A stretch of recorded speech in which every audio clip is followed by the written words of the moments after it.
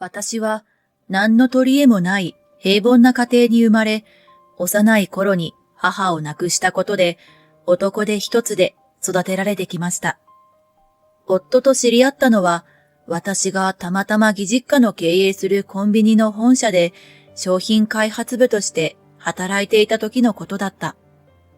夫が私の開発した商品が一番美味しいと褒めてくれたことがきっかけで、それから仲良くさせてもらい、いつの間にか結婚までこぎつけたというわけだ。しかし、全国に2万店舗もあるコンビニエンスストアを経営する親族会社。それが夫の実家である。よほどの田舎ではない限り、近所に1店舗はあるあのコンビニチェーンだ。そして、コンビニだけではなく、大手スーパーやショッピングセンターの経営も手掛けており、その手腕は業界で一番だと噂されているほど。名家に嫁ぐのは不安ばかりだったが、夫も義父も優しく迎え入れてくれて、とてもほっとしたのを覚えている。しかし、義母は違った。夫が次期当主に内定している義母にとって、そのステータスは何より輝かしく、父の男手一つで育てられた私は、一族の汚点でしかないように映っていたようだ。家柄も地位も、自分より下の嫁など無視して当然、取るに足らない存在として扱われた。嫁いびりはひどかったが、なんとか我慢することができた。しかし、ある出来事をきっかけに、嫁いびりがエスカレートしてしまう。それは、次期当主とされる義父が経営するショッピングセンターにある一番有名な料理店のメニューに私のデザインが採用されたことから始まりだった。私は専門学校でデザイナーの勉強をしており、その知識を商品開発にも活かしてきたので少し自信はあった。義母も少しデザインを学んでいたが、一次審査の段階で落選したらしい。今回はあなたに花を持たせてあげたのよ。感謝しなさい。なんて負け惜しみを口にしていたが、私に負けたのがよほど悔しかったようだ。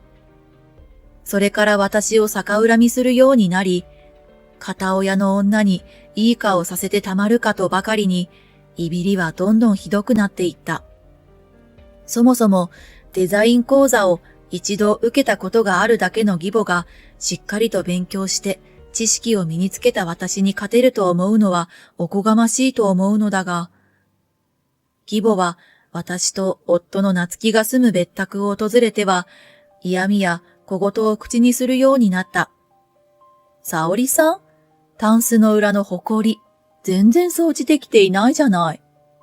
家に入るや否や、荒探しを始めて声高に指摘する。表向きの整頓はほぼ完璧にできているものだから、重箱の隅をつつくようにタンスの裏まで見てくる。焼き魚も焦げていたし、一体どんなしつけを受けたらこんな家事で満足できるのかしら。朝食担当だった夫が、それは俺がやったんだよと、げんなりした表情で答える。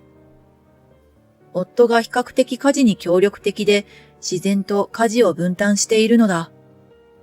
自分の息子のちょっとした不手際を責め立てる完全なブーメラン発言となった義母。少し罰が悪そうだったが、沙織さん、また夫に家事を押し付けたのね。なんて嫁かしら。私は常に夫優先で、家事も仕事も手抜きしなかったわ。と話題を変えて責めてくる。夫が止めても、私が謝るまでわめき散らすため、申し訳ありませんと、いつも私が謝罪することになる。そうすると義母は満足げににやりと笑い、別宅を去っていくのが常だった。私を理解してくれる夫は、こんな義母の態度にうんざりしていた。ごめんね、こんな義母で。と断るごとに謝ってくれる。大丈夫。私がもっと家事を頑張ればいいだけだから。あなたに負担をかけてるのは事実だしね。いや、どう考えても母さんが悪いよ。俺が君を守らないとダメなのに。あなたは悪くない、と毎回慰めることになるのだ。こうした義母の嫌がらせを夫は義父に相談してくれたこともあるが、義母の態度に変化がないことから察するに、義父は経営に忙しく、自分の妻への注意など忘れているに違いない。まあ我慢すればいいだけの話。年を取ればいつか丸くなるだろう。って私は思っていたんだけど、まさかあんなことまでやらかすなんて想像もしていなかった。夫のいとこに子が生まれたらしく、お祝いの席が設けられることになった。その日はお盆入りの13日。親戚たちが毎年集まる時に合わせて祝ってもらうのがいい、との配慮で設定された。地元で有名な名家ということで、集まる親戚は80人を超えるようだ。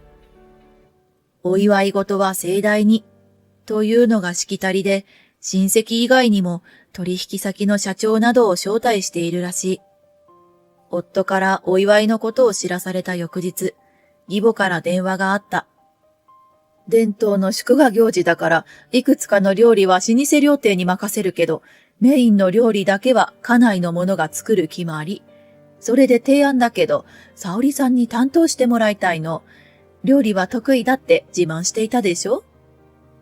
嫌味たらたらの義母の態度に少しイラついたが、小さい頃から父親の店を手伝った経験から味には自信がある。夫もプロの技だねなんて褒めてくれるので、以前義母に料理は得意ですと言った記憶があった。恥をかかせないでよね。じゃああなたは和食担当でお願いね。返事をする間もなく義母は電話を切った。まあ、いつもの調子だわとため息をつきつつ、当日までの予定を調整し、和食メニューの選定を始めた。とはいえ、老舗料亭の味と比べられるのだから、献立は慎重に検討しなくてはいけない。厄介な課題を押し付けられたものだなぁと頭を抱えた。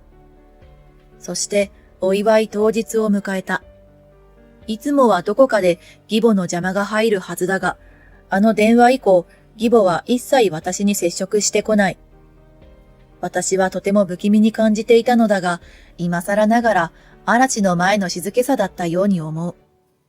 午前11時、本社で仕事をこなしていると義母から電話が入った。祝賀会は2時間後の午後1時開始だから、統括責任者である義母は会場の最終確認に追われているはずだ。何かトラブルでも起きたのだろうか。不穏な事態を恐れつつ電話に出ると、お料理確認させてもらったんだけど、あんなまずいもの食べさせられないわ。あなたってコンビニおにぎりレベルのものじゃないと作れなかったのね。まるでネズミの餌よ。と、いきなりの怒声だ。いやいやいや、コンビニおにぎりってかなりレベル高いですからね。そもそもコンビニを経営する一族であるあなたがコンビニをバカにしちゃいけないでしょうが。一口食べたらまずすぎて全部捨てちゃった。新しく用意してくれないかしら。あ、コンビニのお弁当とか持ってこないでね。あれまずいから。甲高い声でまくし立てられたが、今一つ事態が飲み込めない。私は困惑しながら、今本社で仕事中です。宴席に間に合うよう急遽入った仕事を急いで終わらせる最中なんです。と現状を伝えた。そんなことどうでもいいから、時間がないのよ。早くこっちに来て作り直しなさい。それが最重要の仕事でしょ？と義母は取り付く島がない。なんとも話が噛み合わない。今日の料理担当が変更されたことを義母は知らないのではないか？私は確かに和食担当を引き受けたが、とある事情で担当を交代し、別の仕事に従事していた。料理を捨てた？あの人が作った料理なのに？私は頭の中を整理し、冷静になって義母に伝えた。お母さん、よく聞いてくださいね。私は今事務所にいます。朝からずっとです。和食担当から外れたので、空いた時間で仕事していました。はあ？じゃあ、一体この料理は誰が？義母も事態が飲み込めず、呆然としているようだ。ひゅっと息を飲む音が聞こえたと思ったら、どうするのよ。開始まであと1時間しかないのよ。とわめき散らす。そんなこと言ったってもう遅いですよ。これはあなたの責任よ。ちゃんと私に報告しなかったんだから、どうにかしなさいな。さもなくば、料理はあなたが捨てたことにするからね。常軌を逸した義母はめちゃくちゃなことを言う。でも、料理は私が捨てたと言いふらされると困る。仕方なく私は急いで義実家に向かった。その日は帰省ラッシュが始まっており、道路は大渋滞。会場に到着したのは祝賀会開始1時間前の正午を少し過ぎていた。電話で事情を説明していた夫は私の姿を見るなり青ざめた顔で駆け寄ってきた。大半の料理は控え室に用意してあったけど、メインの和食だけないって騒ぎが起こってね。ゴミ箱に捨てられていて、誰がこんなひどいことをしたんだってみんな困惑してるんだよ。夫に説明されて大広間に入ると、事件現場さながらの緊張した空気に包まれていた。そして私を見つけた義母は、よほど切羽詰まっていたのか。沙織さんが捨てたのよ。犯人は現場に戻るって言うじゃない。これまでいなかった沙織さんが犯人に違いないわ。と、わけのわからぬことをわめき始めた。これから面倒なことになるのが目に見えていたので、私はあるお願いを夫に耳打ちした。義母の混乱は収まらず、沙織さんなんてことしたのよ。自分が平凡な家庭の生まれだからって、名家の私たちを恨まなくてもいいじゃないのよ。こんなことまでするなんて最低よ、この人でなし。と怒鳴りつけてきた。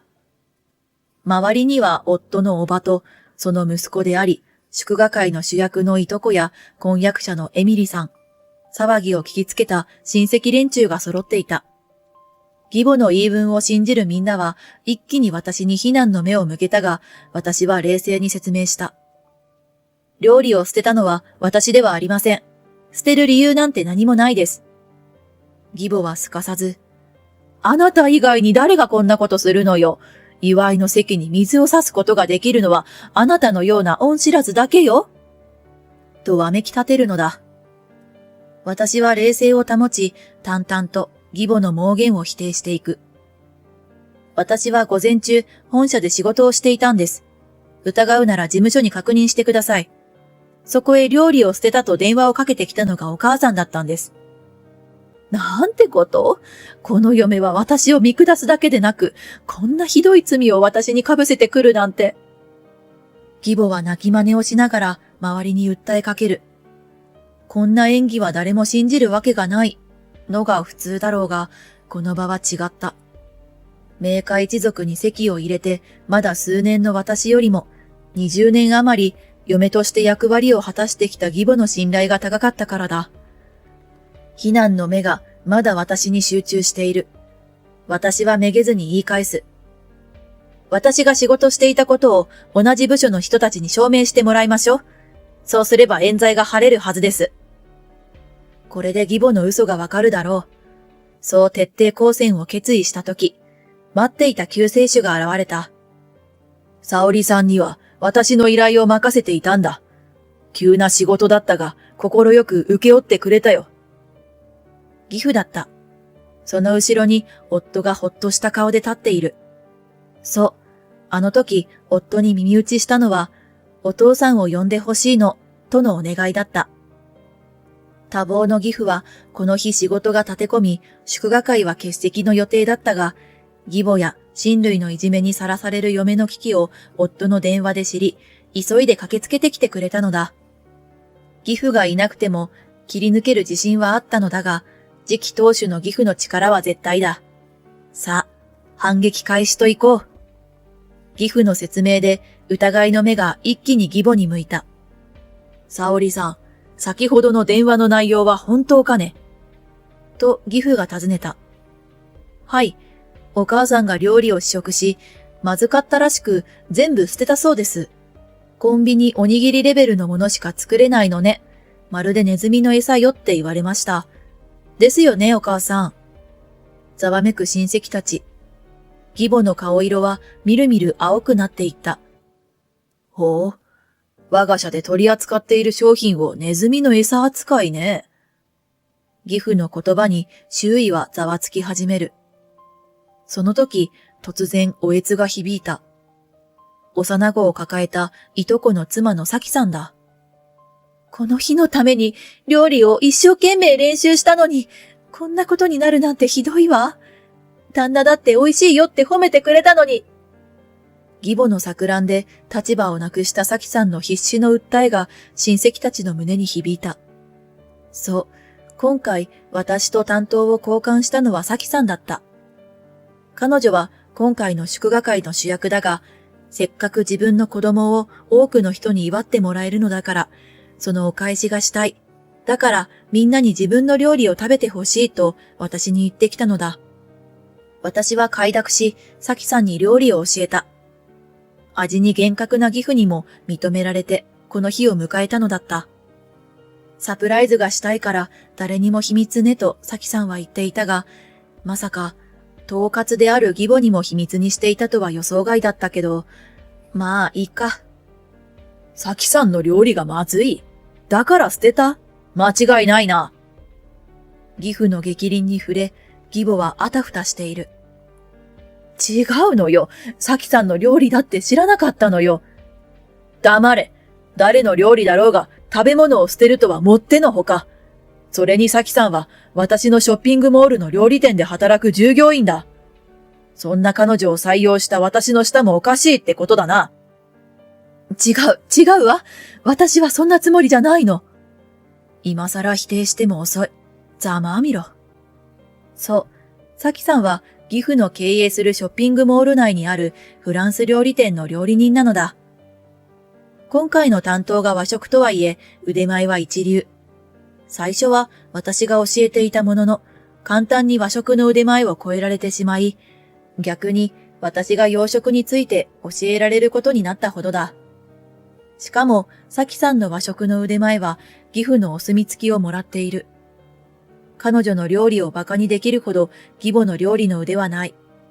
そもそもこの人は味覚音痴なのだ。義母は以前私に、このお味噌汁には砂糖が足りないわね。大根の煮物にもたっぷり砂糖を入れるといいわと、見当違いのアドバイスを上から目線でしてきたことがある。そう、義母はすべての料理を激甘にしてしまう味覚の持ち主。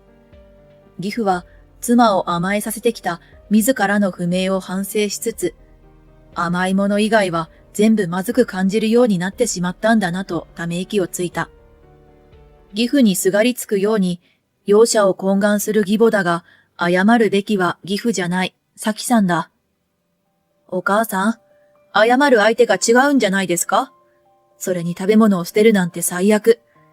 私の開発した商品を美味しいって食べてくれる人たちにも謝れ。私はこれまでの思いをぶちまけた。まだ反省はないのか、振り向いた義母が怒りの表情で私の胸ぐらを掴んだ。あんたの料理だと思ったから捨てたのよ。あんたみたいな片親の小娘が作った料理なんて、高貴な血筋の私たち一族には、卑しくて食べさせられない。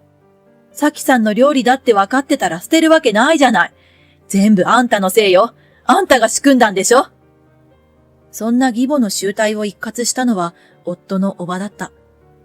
お姉さんは私がバツイチだってこと知ってるわよね。片親をそんなに卑下するなんて、私のことも卑しいって思ってたのね。それにこの場には片親の人が何人もいるはずですよ。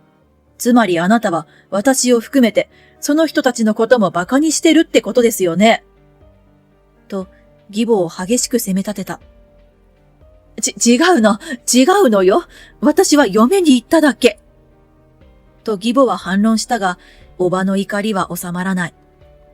いい加減その口を閉じなさい。あなたの本性はもう分かったわ。前々から気に食わなかったのよ。いつも他人を見下すような態度をして。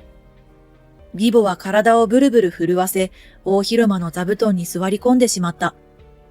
その時、威厳のある声がこだました。なんだこの騒ぎは。祝い事だと聞いて楽しみにしてきたのに。貫禄の主は車椅子の老人である。私は誰かわからなかったが、それを察した夫から、ほら、僕たちの結婚式で会ったはずだけど、と言われて思い出した。この人こそ、本家の現当主である夫の祖父だった。料理を捨てたのはいかん。米粒一つ一つに神様が宿るように、どんな食材にも神は宿る。そんな罰当たりをする奴は、たたりを覚悟しなければなるまいな。義母に言い聞かせるよう静かに、そして続けた。私の妻、亡くなったばあさんだが、疎開先で食べるものが全くなくて、バッタやザリガニを捕まえて食べていたそうだが、次第に体を壊してしまってな。そんな折に、近所の農家からかぼちゃを分けてもらった。そのかぼちゃの甘さに戦火で亡くした自分の祖母への悲しみが一瞬ふっと消えた。その時神の存在を感じたという。当主の語りを皆が聞き入っていた。食べ物には関わった人間の思いがある。ばあさんは作り手の優しさ、心遣いに救われたとよく笑って話してくれたものだ。と締めくくり、最後に大広間を見渡して一人一人の顔を確認すると、古から様々な食べ物を取り扱っている一族の者が食べ物を無下にするなんてありえない話だ。まさかそんな恥さらしは私の一族にはおるまいな。当然です。その問いかけに義父が答えると、続いて皆がうなずいた。義母だけが固まったように微動だにしなかった。その後、当主の意思を汲んだ義父は、義母はこの家にふさわしくない存在と判断し、離婚を決めた。親戚中誰も反対はなかった。次期当主の嫁を自慢していた義母だが、私以上に当主の権威を理解していたのか、離婚への抵抗はなかった。祝いの席に水を差したことはもちろん、飲食業に携わる一族として、食への冒涜を特に責められ、号泣しながら土下座して謝る以外、術はなかったようだ。わずかばかりの手切れ金をもらい、本宅を追い出された義母は、この町で一番程度の低い老人ホームを、対の住処にした。傲慢で有名だった義母の噂が広がるのは早く、老人ホームでも、食べ物を粗末にする最低の人間として、誰にも相手にされないらしいのだ。これまで贅沢の限りを尽くしてきた義母にとって、これ以上の屈辱はないはずだ。それもこれも因果応報だと諦めるしかない。あの時、料理さえ捨てなかったら、と後悔しても遅いのだ。私には同情なんか全くない。おじいさまの教えに従い、食べ物への感謝と夫への愛情を込めて、今日も夫に料理を作るのだった。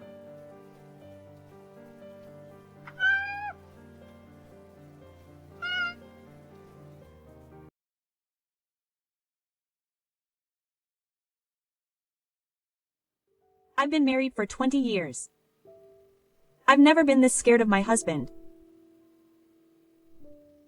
How much do you make? Question mark. Up until now, I would have told him the truth without thinking.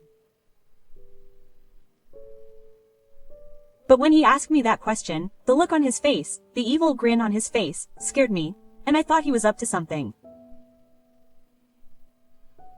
That's when I immediately lied. My name is Nitsuko. I'm 48 years old.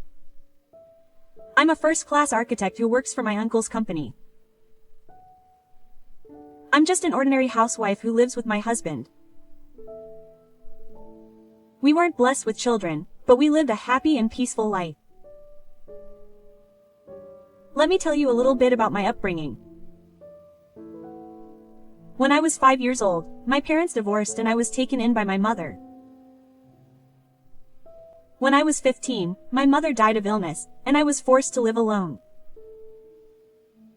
My grandparents had already passed away, and I had no close relatives. My father had also started a new family, so I had no one to rely on, and I thought, will I just live a lonely life like this? I thought. Come here, Nitsuko. That's what my uncle and aunt, my mother's younger brother, told me. My uncle had 2 children who were the same age as me. Even so, I was raised without any discrimination between them. I had planned to work after graduating from junior high school, but my father allowed me to go on to high school and then university, and he treated me very well until I graduated. Both my uncle and his wife were first-class architects, and they used their qualifications to run a public office. They were both passionate craftsmen. Although they sometimes clashed in opinion, they respected each other's skills and techniques, and seemed to have a good relationship. And above all, the sight of them working diligently with rulers and pencils while staring at blueprints looked very cool to me. Both of my uncles went down completely different paths from architecture, but I began to admire my uncle and his wife, and enrolled in the architecture department. After graduating, I ended up working for my uncle's company.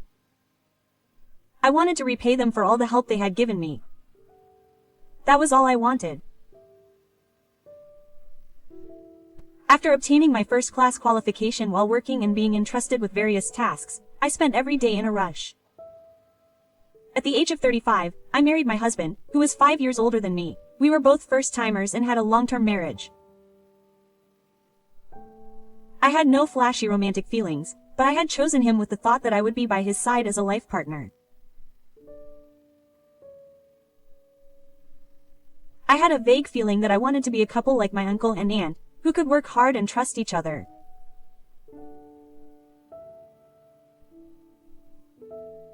We were able to live comfortably on our combined salaries, and I thought that I should save money little by little in preparation for old age, but my uncle, whom I respected, had a high standard of living.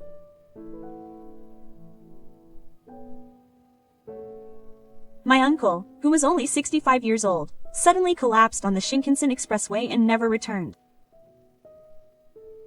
My aunt was very supportive, but she looked very sad. My father, who had worked together to grow the company, was like a comrade in arms. My aunt must have been very sad, but she couldn't be sad forever. She was busy, dizzyingly busy, dividing up the work of my uncle with the employees and reporting to clients. And after my uncle's 49th day, my aunt made this proposal. Natsuko, I thought my aunt would take over the company. I wonder if she would take over after my husband became a tycoon. Me? But what about my aunt? I'm too old to run a company. Natsuko is only in her 40s. She has the qualifications and skills, so I think she would understand. I've been working at my uncle's company for almost 25 years. I know the company well and I think I'm a veteran at my job, but it's too much work. That night, I consulted my husband about it. Then I saw his eyebrows twitch in surprise for a moment. He'd probably say something like, "You shouldn't take on such a reckless challenge. You're better suited to working steadily." Quote. That's what I thought, but before he said anything, I muttered, "I guess I'm not cut out to be a manager after all."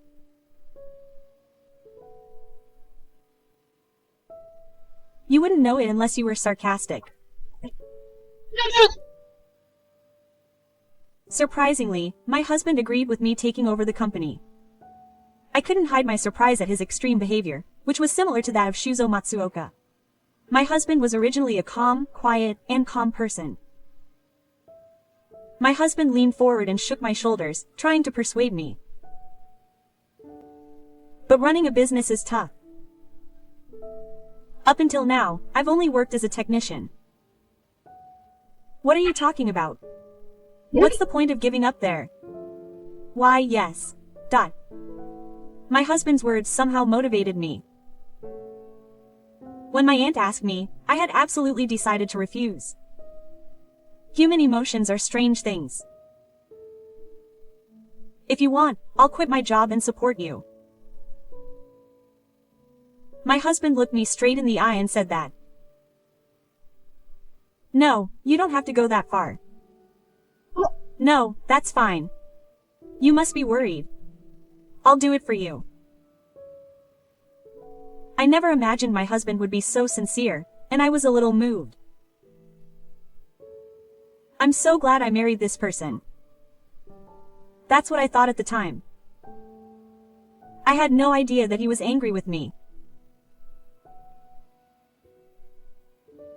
The next day, I told my aunt that my husband had said he was prepared to quit his job and support me. But my aunt was against it. If our company went bankrupt, we'd be a couple. Besides, I don't recommend that couples work at the same company. It's difficult in many ways. I thought my uncle and aunt were a married couple, but we were always together at home and at work, so we had a lot of conflicts. I think she said that because she was worried about our future relationship. I agreed with my aunt's opinion, so I told my husband how I felt. My husband was very unhappy. I was going to help him. He grumbled, but when I told him that it was already decided and I couldn't go back on my aunt's word, he said, "You're the president, so you should just force it in." Quote, "How can you call yourself a manager like that?" For some reason, he lectured me in a condescending tone. To be honest, there aren't many jobs I can entrust to my husband, who has only had experience in clerical work. But if I said that, I might end up hurting his pride. For now, I think I can get by with my aunt's support. I have employees, so if anything happens, I'll rely on you. I said that in a convincing way to get out of the situation, but I felt like I had seen a different side of my husband, and a vague feeling of unease welled up inside me. But he was a reliable person because he promised to support me to that extent. I told myself that and took a new step forward as a manager, but after a while my husband's lifestyle became extravagant.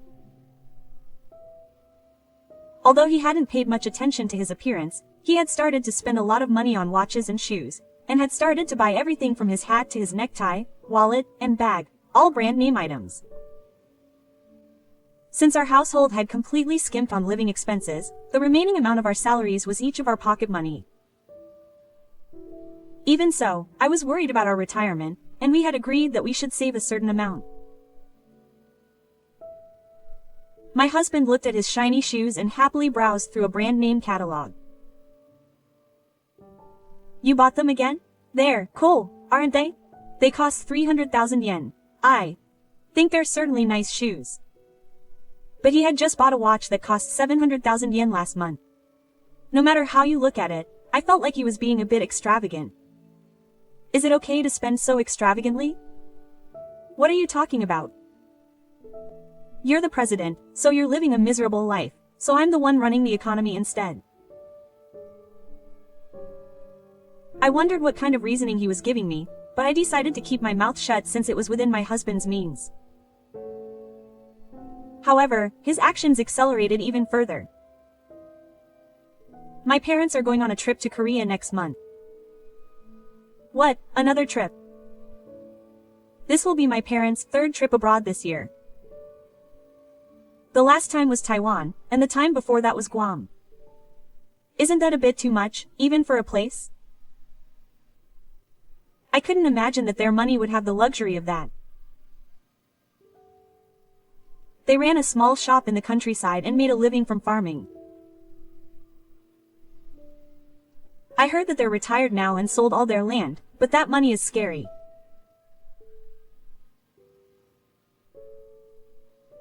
I think their only pension is the national pension, and I blurted out where they got all that money.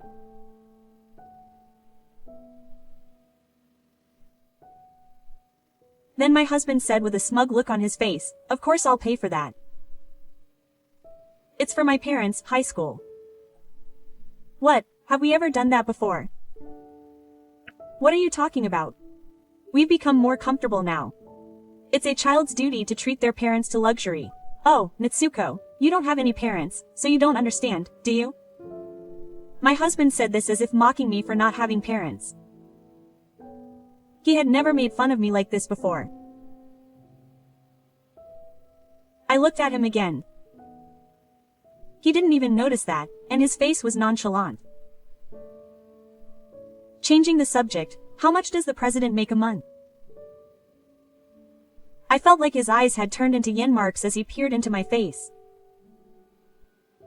He must be making a lot. Let's give all my salary to our parents and live on yours. If you want, I'll manage the household finances. Here, hand me your bank book. My husband's hand reached out idly. No way. I'm not going to tell you.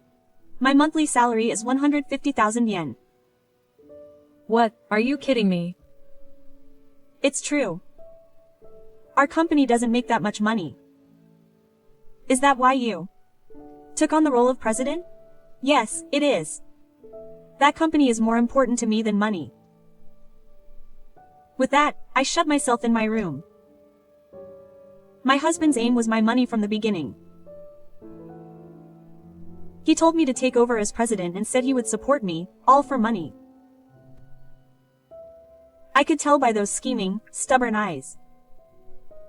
I couldn't trust my husband anymore. But that wasn't enough. The next day, my in-laws also confronted me harshly.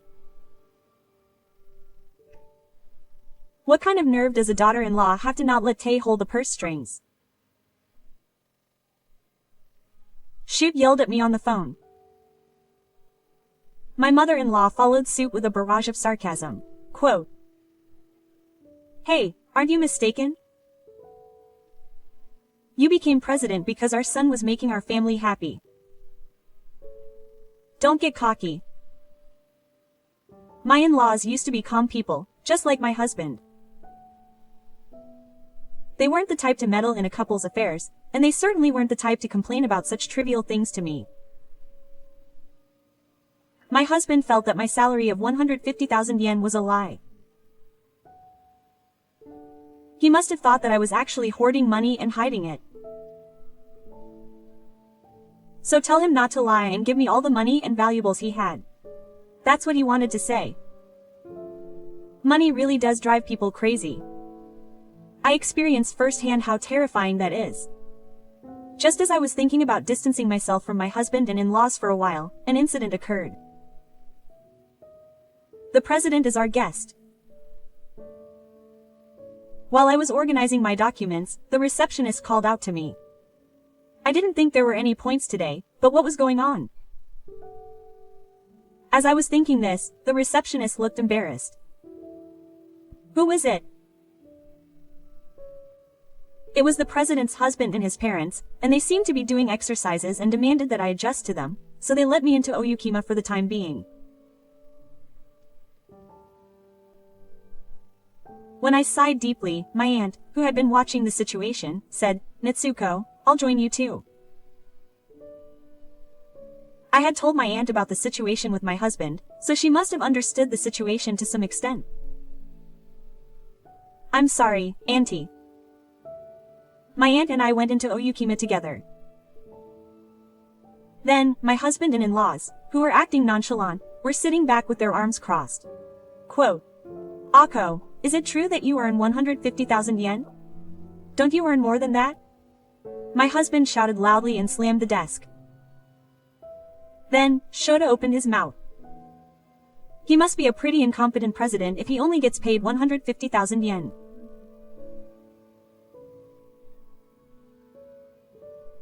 And even though my son has worked diligently as a company employee for over 20 years, he continued, "You should fire this brainless president here." My aunt couldn't help but cover her mouth in disbelief at the words and actions of her in-laws. She was probably trying to hold back her laughter. But I still didn't have the energy to laugh. Just thinking about being connected to these unreasonable people through the family register was terrifying. That's right. Fire him and make your son the president right away. His monthly salary will be 1 million yen. If anything, my wife and I can even become executives. 500,000 yen a month is fine. My in-laws were saying whatever they wanted. It's true that my husband has worked diligently as a company employee. Or rather, all he has is his seriousness. He has nothing else to offer. That's why he hasn't been given a position of authority and remains an ordinary employee until this age. Even so, I believed he was an honest and gentle person, so we had stayed together as a couple. Could such a betrayal really happen? I held my head in my hands. Perhaps he misunderstood that his wife becoming president made him important. My in-laws were probably just ordinary people you could find anywhere in the countryside. But to see them change so much, it was as if they had become completely different people. Next to me, my aunt was silently sipping tea. I couldn't tell from her expression whether she was angry or astonished, but at times like this, my aunt was trying out some kind of plan. That much I could tell. After my husband and in-laws had each said whatever they wanted, my aunt quietly put the water down. I understood what you were saying. Shall we begin the interview for the position of president? My aunt, smiling, conveyed a silent message through eye contact. That's right.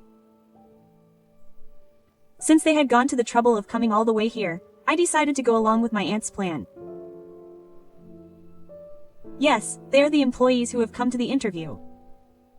They are representatives of the company. First, I will tell you about this person, their occupation, and a brief history. When I told my husband, my in-laws looked very annoyed. What are you talking about? How dare you talk to the head of the company? That's right. A wife shouldn't leave. You don't even know that? I cut off my in-laws' words and gave them a sharp look, asking them what I was talking about. The perpetrator told them to keep quiet. My in-laws were shocked by my unexpected counterattack, who had been sitting quietly like a figure until now. My husband was also dumbfounded, his mouth hanging open. I wonder if I'll be able to handle the interview in this condition. What kind of work did you do at the company you worked for before? I asked my husband again. What's wrong? I suddenly asked him if I worked hard and diligently at my current company. No, I'm asking what kind of work you did. Please don't answer anything other than the questions. It was like a stressful interview that would surprise even job seekers. My husband started sweating as soon as I said this, and his eyes wandered. Then my aunt joined in the interview, and said, "Please be careful about your language." She said this in a sarcastic and unassuming tone, as if she was showing her stubbornness. My aunt is usually straightforward and doesn't talk like this. I added to my husband's dejected expression, as if he had been scolded by a schoolteacher. Then, did you bring your resume and work history? That's common sense if you're coming to an interview, right? In the first place, isn't it unreasonable to bring a working parent to an interview? I sighed deeply, but he seemed motivated to work, so let's hear more about it. So, what did you do in your previous job? I asked my husband again, smiling and showing my business smile. Well, let's see. Specifically, what kind of documents did you create? What tools did you use? What's that? I hadn't expected my husband to be so clueless, and my expression changed a little. Oh no. I have to concentrate on the interview right now. So, how exactly do you organize the documents? You use a calculator to calculate each one and check if it matches the delivery note. A calculator? Doesn't your hand get tired? Don't make fun of me.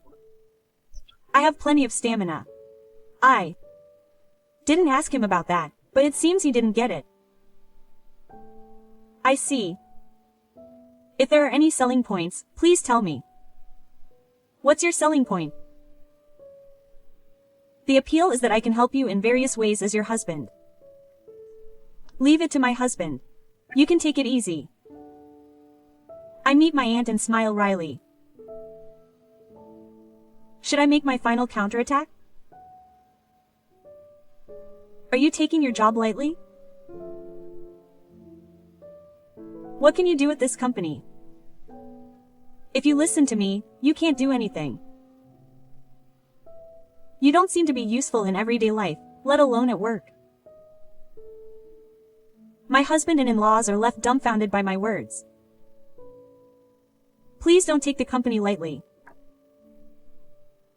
I'm not such a stupid manager that I would hire a burden like you. Ah, you're a burden, aren't you? Who uses a computer for business these days? How do you even create documents? Are you handwriting them? My husband flinched at my words. Is he hanging out?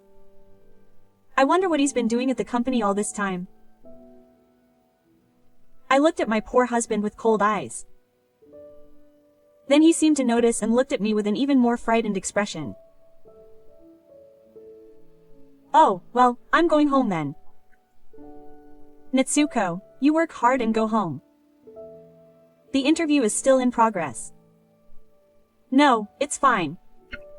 Even without me, Natsuko seems to be doing a great job as the president. She's smiling, but her face is strained. I decided to finally draw a line as a wife. You forgot something. I handed her the divorce papers. What the heck is this? It's obvious that you're after my money. I'm sorry, but I don't want to spend my old age with someone like that. Do you know what you've been saying to me all this time? I don't have any parents, so I don't know where they are. Give me all your salary. Keep your jokes to yourself. My husband and in-laws are completely out of it. My aunt concluded by saying, "Thank you for taking the time to come today, because having them stay any longer would be a hindrance to my work," and then she sent them out of the office, saying, "I'll let you know the results of the joint expenses later." They were really terrible people. Thank you, Aunt. You saved me. It's okay. Still, people who are after money are scary. I nodded strongly at my aunt's words. After that, my husband and I got a divorce with the help of a lawyer. It's true that my salary was 150,000 yen after tax. However, that was excluding executive compensation and qualification allowances. As for those, they were supposed to be added to my monthly salary, but I had them set up so that I would receive them together with my bonus. There was no particular reason, but my uncle apparently did it that way, so I learned from him. Well, that only lasted for the first 6 months, and after my divorce from my husband, they were added to my monthly salary, but even so, I wondered why my husband had changed so much. I found out later that he had been given a retirement ceremony at the company. He had worked hard and diligently at the company up until that point, but he never imagined that he would be wearing a shirt that was so close to his neck, and his pride must have been shattered. Before I could tell my wife, she had been promoted to president. I guess he had been looking down on me and somehow maintaining his composure in order to rebuild his shattered pride. He had become an insane person with a ridiculous theory that my wife's money and status were his own. After that, I heard that her husband had quit his job and was living frugally with his parents at his parents' house while looking for a permanent job. If only he hadn't been extravagant, he would have had some savings, but he spent all the savings he had saved up little by little on various things, and before he knew it, the balance was almost zero. Money really does change people. I realized how scary that is.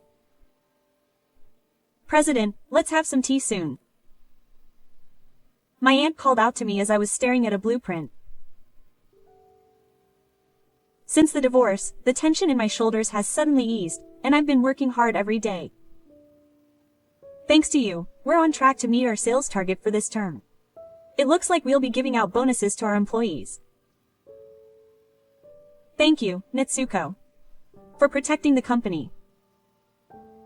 My aunt said this while drinking tea. No. It's all thanks to you, Aunt. I couldn't have done this. It must be your personality. You've always been kind and strong since we were little. I wasn't wrong about your personality. So I finished my tea in one gulp. It wasn't because I was thirsty. It was because tears suddenly started to fall. Did I repay you with this? I quietly put the cup down and went back to work.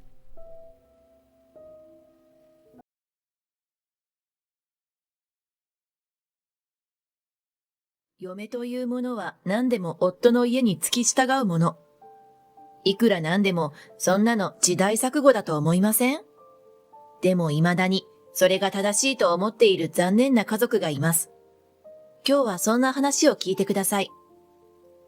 私の名前は朝子、42歳。介護士をしている。3年前39歳で結婚した。さすがに若い人のような激しい恋愛はなく、ごく当たり前に付き合って結婚した。お互い年も年だし、結婚して落ち着きたいという思いが一緒だったのだ。残念ながら子供を授かることはなかったけれど、夫も義両親も納得済み。私は20代で両親を亡くしていたので、義両親を親代わりに感じていた。義両親も、こんなぐうたらな息子と結婚してくれて、朝子さんには感謝だな。本当にそうですよ。子供ができないからって気にしないで夫婦仲良く暮らしていければ十分よ、なんて言ってくれて、私に優しくしてくれた。なんていい人と結婚できたんだろうと、その時は感動したのを覚えている。だけどまさか、その後、あんな出来事が待ち構えていたとは、その時は予想もしていなかった。発端は姑の怪我だった。家の階段で足を滑らせて捻挫。しばらく不自由になるというから、私が仕事終わりに義実家へ手助けに行くことになった。その時の義両親は私の献身的な支えに、ありがとう。朝子さんがいてくれて助かったよ。ほんとね。朝子さん、ありがとう。さすがプロなだけあるわ。きっと仕事ができる人なのね。と素直に感謝してくれていた。介護士という仕事をしているので、こういう感謝の言葉には慣れてはいたけれど、やはり嬉しい。夫も仕事で疲れてるのに悪いな、と私をねぎらってくれた。怪我から2週間ほどで義母は普通に歩けるようになった。義実家に通わなくなった私に、突然夫がこんなことを言い出したのだ。ねえ、これからまた父さんや母さんが怪我をするかもしれない。とても心配なんだ。同居しよう。そんないきなり？さすがの私も唐突な同居宣言には驚くばかり。確かに義両親との関係は良好だけど、それはきっと別居してるから。一緒に暮らし始めたらきっと衝突も増えるはず。急に同居だなんて、荷が重いわ。きっと大丈夫さ。父さんも母さんも朝子のこと気に入ってるし、それにいずれ介護が必要になったら同居せざるを得ないだろう。そうなるなら今からでもいいだろう。介護は慣れが必要だって言うし、でも朝子は母さんが怪我してる間、少し介護体験ができてよかったな。今後も頼むぞ。その発言は突っ込みどころ満載だったが、実際問題として夫は一人っ子。もしそういう事態になれば、同居は確かに必然だろう。でも私の介護を当然と思っている夫には少しもやっとするけど。そうね。わかったわ。でももし介護が必要になった時は夫婦で協力しなきゃ、あなたの両親でしょ？介護なんて女の仕事だろ？母さんだって昔はばあさんを世話してたんだ。それにお前はプロじゃん。一人でやれるさ。昔は昔。今はそういう時代じゃないわ。それに私が介護士だからっていうのは道理じゃないと思うけど。まあ、その時になったらまた考えようぜ。とにかく、来週から俺の実家に行くぞ。そうして私は夫の実家で同居することとなった。正直言って不安は大きかったが、今まで義両親とは仲良くやってきた。きっとなんとかなるだろう。そう思っていたのだが、それが大きな間違いだと気づいたのは同居を始めてすぐのことだった。同居初日、私たち夫婦と義両親で夕食をとっていた時だ。朝子さん、明日から朝食と夕食をお願いね。私たちは朝は味噌汁と炊きたてのご飯、焼き魚に漬物、あと一品おかずがあればそれでいいから。楽勝でしょ？いやいや、要求が多すぎ。お母さん、すみませんが、私も外で働いているので、そんなメニューはちょっと難しいかと。あら、これくらい普通でしょ？それともこの家、楽するために来たのかしら？そんな。姑のあまりの変わりように驚いて夫を見た。でも夫は味噌汁をすすって、やっぱ母さんの味噌汁は美味しいなぁと知らん顔。戸惑う私にさらに姑が。あんたは主婦としての自覚を持った方がいいな。これからは母さんにみっちり鍛えてもらうように。と追撃する。そうね、そうしましょう。明日は4時半に起床して朝食の用意をするわよ。はあ。そして姑の宣言通り、私は4時半に起こされた。はったりだろうと思っていたのに、姑はきっちり4時半に起床させたのだ。いつまで寝てるの？起きて！起きなさい！そしてキッチンに立たされて包丁を持たされる私。味噌汁は出汁をきちんととって、味噌は赤味噌と白味噌を組み合わせて、野菜は短冊切りに、いいわね。なんてこと？包丁の持ち方がなってないじゃない。手際も悪いし、今まで何をやってきたの？親御さんは何をやってたの？ほんと何もできない嫁を育てて。時に激高する姑の熱心な指導を眠気まなこのまま聞きつつ、朝食の準備を終えた私。なんとかやりきった。けれど、こんな毎日なんて無理。そう思ったのだが、姑も姑、はたまた夫までもが、嫁が家事をするのは当然といった空気を醸し出している。それからも掃除や洗濯、買い物などを私に頼んでは、こんなんじゃない、やり直し。いつまで経っても成長しないね。親の教育が悪いせいね。と私を叱る。それを見ては、これだから嫁のもらい手がなかったんだな。結婚してあげた息子に感謝してほしいくらいだよ。と私に侮辱的な言葉を投げかける姑。今までとは180度態度を変えた義両親に全く無関心な夫。騙された。そう思った時はもう遅かった。こんな話って違うじゃない。必要もないのに、まるで介護みたいにお父さんとお母さんのお世話をさせられて、これじゃあ私の生活はどうなるの？おいおい、お前何か勘違いしていないか？お前は我が家に嫁いできた身だろ？だったら父さんや母さんに尽くすのは当たり前じゃないか。お前は両親もいないし、親孝行だと思えよ。子供も産めない生き遅れのおばさんと結婚してやったんだから。私はただただ絶望した。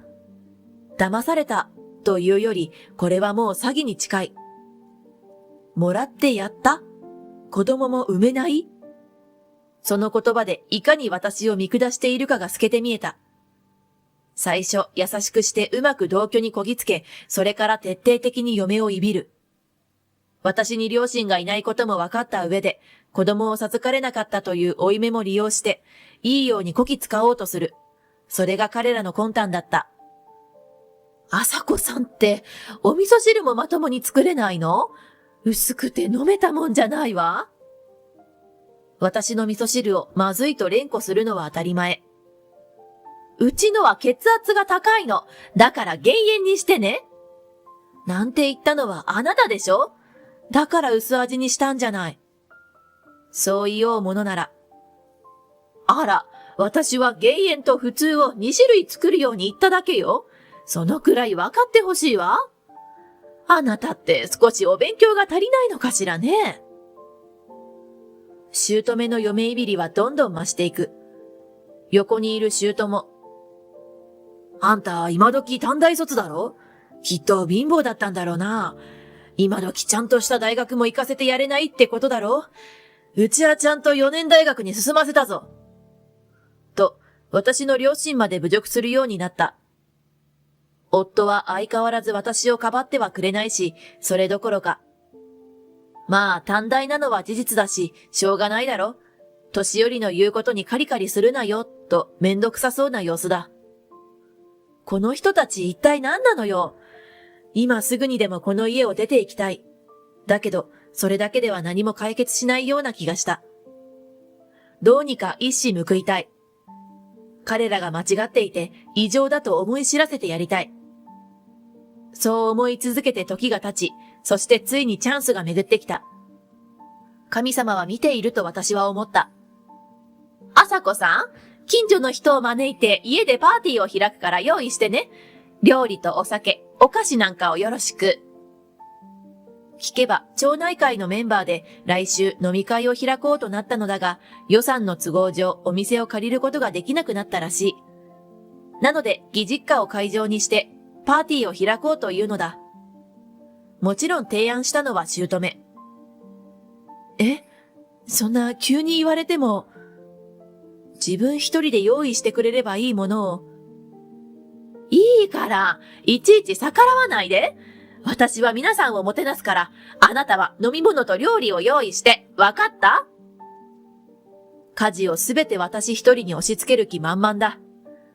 どこまで人をこき使うつもり？お母さん、料理は何人分ご用意すればよろしいですか？お酒の種類は？座布団のご用意は？予算は？聞きたいことは山ほどある。しかし姑は心底うざったそうに。それくらい自分で考えなさい。これは町内会の催しなんだからきちんとしてよね。おいおい、自分で考えろってか？その言葉しっかり覚えておけよ。そして当日、夫は妻が休みの日に自分の両親にこき使われているのを無視して出かけていった。もはや関係ない。私はやるべきことをするだけだ。並べられたお酒や料理を見て来訪した町内会の人々は感動していた。美味しそうね。こんなに素晴らしい料理を用意してくれるなんて。これで会費1000円なんてありがたいわ。皆さん、料理にお酒に楽しそうに歓談中。そんな中、おい、酒持ってこい。グラスもだ。早くしないか。舅はベロベロに酔っていつも以上に私をこき使おうとする。あんた、嫁さんをこき使いすぎじゃないのかい？心配そうに私を見ながら舅に意見する人もいる。いいんだよ。嫁なんてのはそんなもんだろ。舅の下品な笑い声が家中に響く。それに呼応して今度は姑だ。嫁はね、いびられるものなのよ。私だって昔はやられたんだから。と、辛かった経験をつらつら語り始める。そしてさらに舅は、そう、昭和の時代は当たり前だった。嫁いびりくらいでいちいち騒ぐんじゃない。決め台詞のようにピシャリと言う。いやいや、今は平成を通り越して令和なんですけど、もう我慢の限界だ。この時代錯誤の老人たちに少し現実を知ってもらおう。そうなんですね。それじゃあお父さんもお母さんも相当野蛮な家庭で育ったんですね。あんた何を言ってるの？だってそうじゃないですか？嫁いびりが風習の家なんてありえないですよ。私の言葉に場が静まり返った。そして私を見て静かにうなずく人がいる。あなた方が馬鹿にする私の実家にそんな風習はありません。母は父の両親と同居していましたが、そんな光景は一度たりとも見たことがありません。それどころか本当の親子のように仲が良かったです。義両親は何か反論しようとしたが、私はそれを遮り言葉を続けた。お母さんは嫁いびりをされたんですか？もしそれが良くないことだと分かっていたら、お嫁さんには遠慮しません？もしかして理不尽なことだという認識もなかったのですか？いや、姑はまともに答えられない。私はさらに言う。善悪の区別がつかなくなるのは脳の萎縮が始まってる証拠らしいですよ。病院で一度見てもらった方が。何言ってるの？そんなはずないでしょ？姑は自分がボケ扱いされたことが気に食わなかったらしく声を荒げる。そうですか。じゃあ悪いことだと認識して今まで私をいびっていたんですね。よーくわかりました。介護士として一つ言わせてください。私は今までいろんな人を介護してきました。子供やその奥さんに見守られて穏やかな老後を送る人もいれば、中には悲惨な末路をたどったご老人も知っています。誰も見舞いに来てくれず、孤独を嘆く人や、見舞いに来てもお子さんやその奥さんに罵られる人。人はいつか年を取ります。その時、その人のこれまでの善悪が余生に反映されるんだなぁとそう感じました。人はいつまでも若くないですよ。あまり恨みを買わない方が自分のためだと思いません？私がそう言うと、義両親は顔を真っ赤にして、なんだと？何を言い出すんだ？そうよ。なんなのよ。嫁なくせに生意気な。と私に食ってかかってきた。それを制止したのは、この場に参加した町内会のある女性だった。待ってください。私もお嫁さんの言葉に同意します。嫁いびりを当たり前のようにするこの家、正直気分が悪いです。私帰ります。彼女はそう言って、会費と書かれた封筒を置いて、そそくさと帰っていく。あの人、どこかで見たような、ないような。そう思っていると、私も、料理は美味しかったけど、こんな空気のお家にはいられないわ。それじゃ会費置いておくわね。とまた一人出て行った。その後も何人もぞろぞろと帰っていく。みんな帰り際私に、大変ね。こんなことで負けちゃダメよ。と声をかけてくれ、その優しさに思わず涙が出そうになった。義両親の前で気丈に振る舞ってきたけれど、この家で過ごした時間は本当に地獄のような日々だった。気がつけば、家の中には私と義両親だけが残され、呆然自失の体だった。なんなのよこれ。あなたのせいでパーティーが台無しじゃない。町内会の人たちと親睦を深めようとせっかく企画したのに。義両親は私に怒りの目を向けるが、まだ私のターンは終わっていない。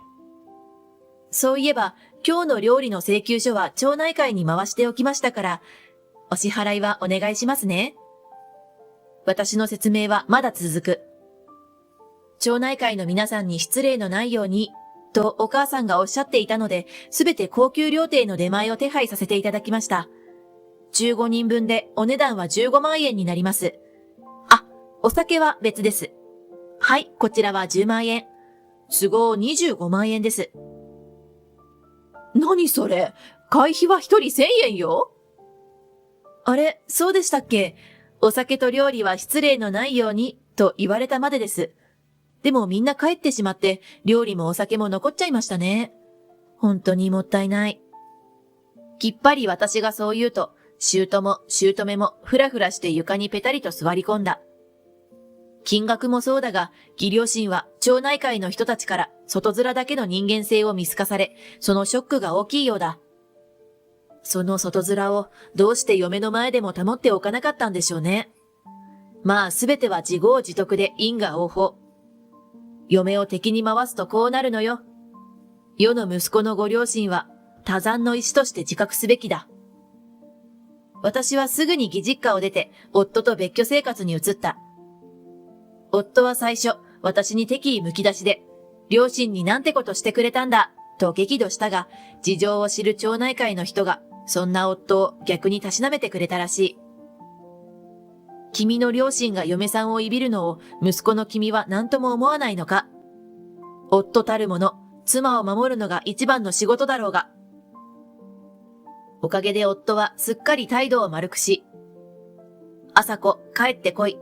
俺も両親も反省しているから、と連絡が来た。とはいえ、私はもう二度と信用しない。それをきっぱり拒否し、離婚に向けて話を進めた。そして半年ほどして正式に離婚が成立し、私は晴れて自由の身となった。あれから元夫の家族はどうなっただろう。どうでもいいことではあったが、それを密かに私に教えてくれる人がいた。それはあの日、私をかばって一番に義実家を後にした町内会の女性。どこかで見たことがあると思ったら、私が勤める介護施設の利用者のお嫁さんだったのだ。私も嫁の立場と言ったのはこういうことだったのね。彼女の名前は夏子さん。私より10歳年上で、今は80歳の義母の見舞いに週に2、3度施設を訪れているという。私、義母にはすごくお世話になったんです。だからせめて余生はいいところで過ごさせてあげたくて。きっと夏子さんと義母との関係は素敵なものだろうなぁと想像できる。そういえばご存知ですか？前のお家のこと。え？前のご主人、今必死でお見合い相手を探しているみたい。なんでも前の嫁は子供が産めないから追い出した。新しい嫁は20代限定。なんて騒いでるみたいで。開いた口が塞がらないとはまさにこのこと。町内会に愛想をつかされ、40を超えたあのおっさんが、ずうずうしいにも程がある。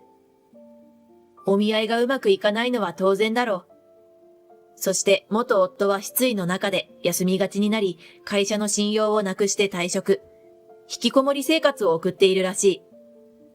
なんとも情けない話だ。私はというと、大きな足かせがなくなった今、仕事に全力投球だ。自分のしたことは必ず後で返ってくる。因果応報の原則。それはいいことも悪いことも同じ。自分がどれだけいいことをしてきたか、はたまた悪いことをしてきたか、それは知る由もない。けれど、いつもありがとう。お風呂気持ちよかったわ。今日もマッサージお願いできるかな？と言ってくれる施設の利用者さんに尽くすことが今の私にできること。この人たちの感謝の言葉さえあれば何でも頑張れる。よし、今日も元気だ。私は気合を入れて立ち上がり、笑顔で仕事に向かうのだ。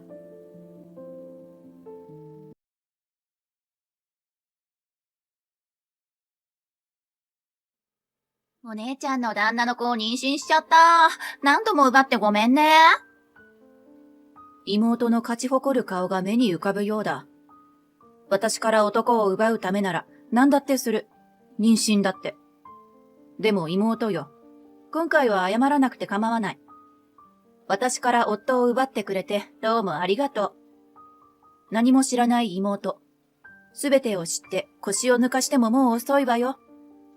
遅ればせながら恋愛に臆病な私にも春がやってきた。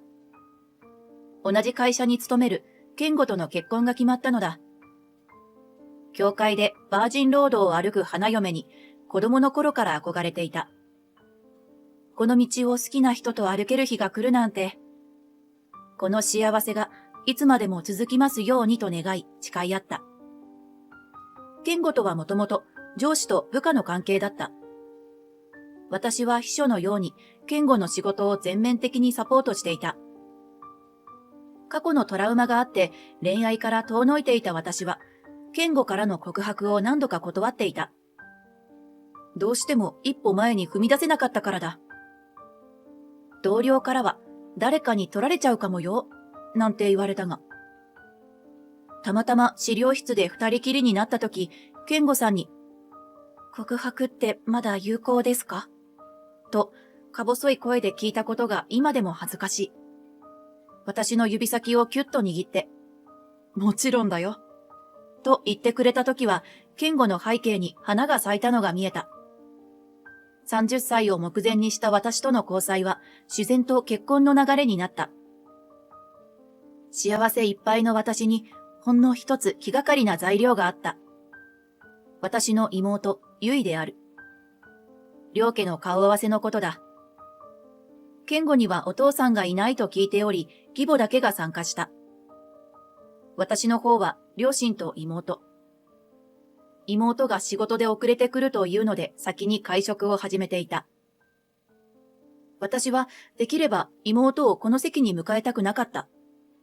もちろん、思っていてもこの場で言わない分別ぐらいは持っている。遅れること20分。妹のゆいが到着した。化粧品メーカーで働く妹は美への追求を惜しまない。スタイルも抜群だ。今はカリスマ美容師とお付き合いしていると母から聞いていた。遅くなって申し訳ありません。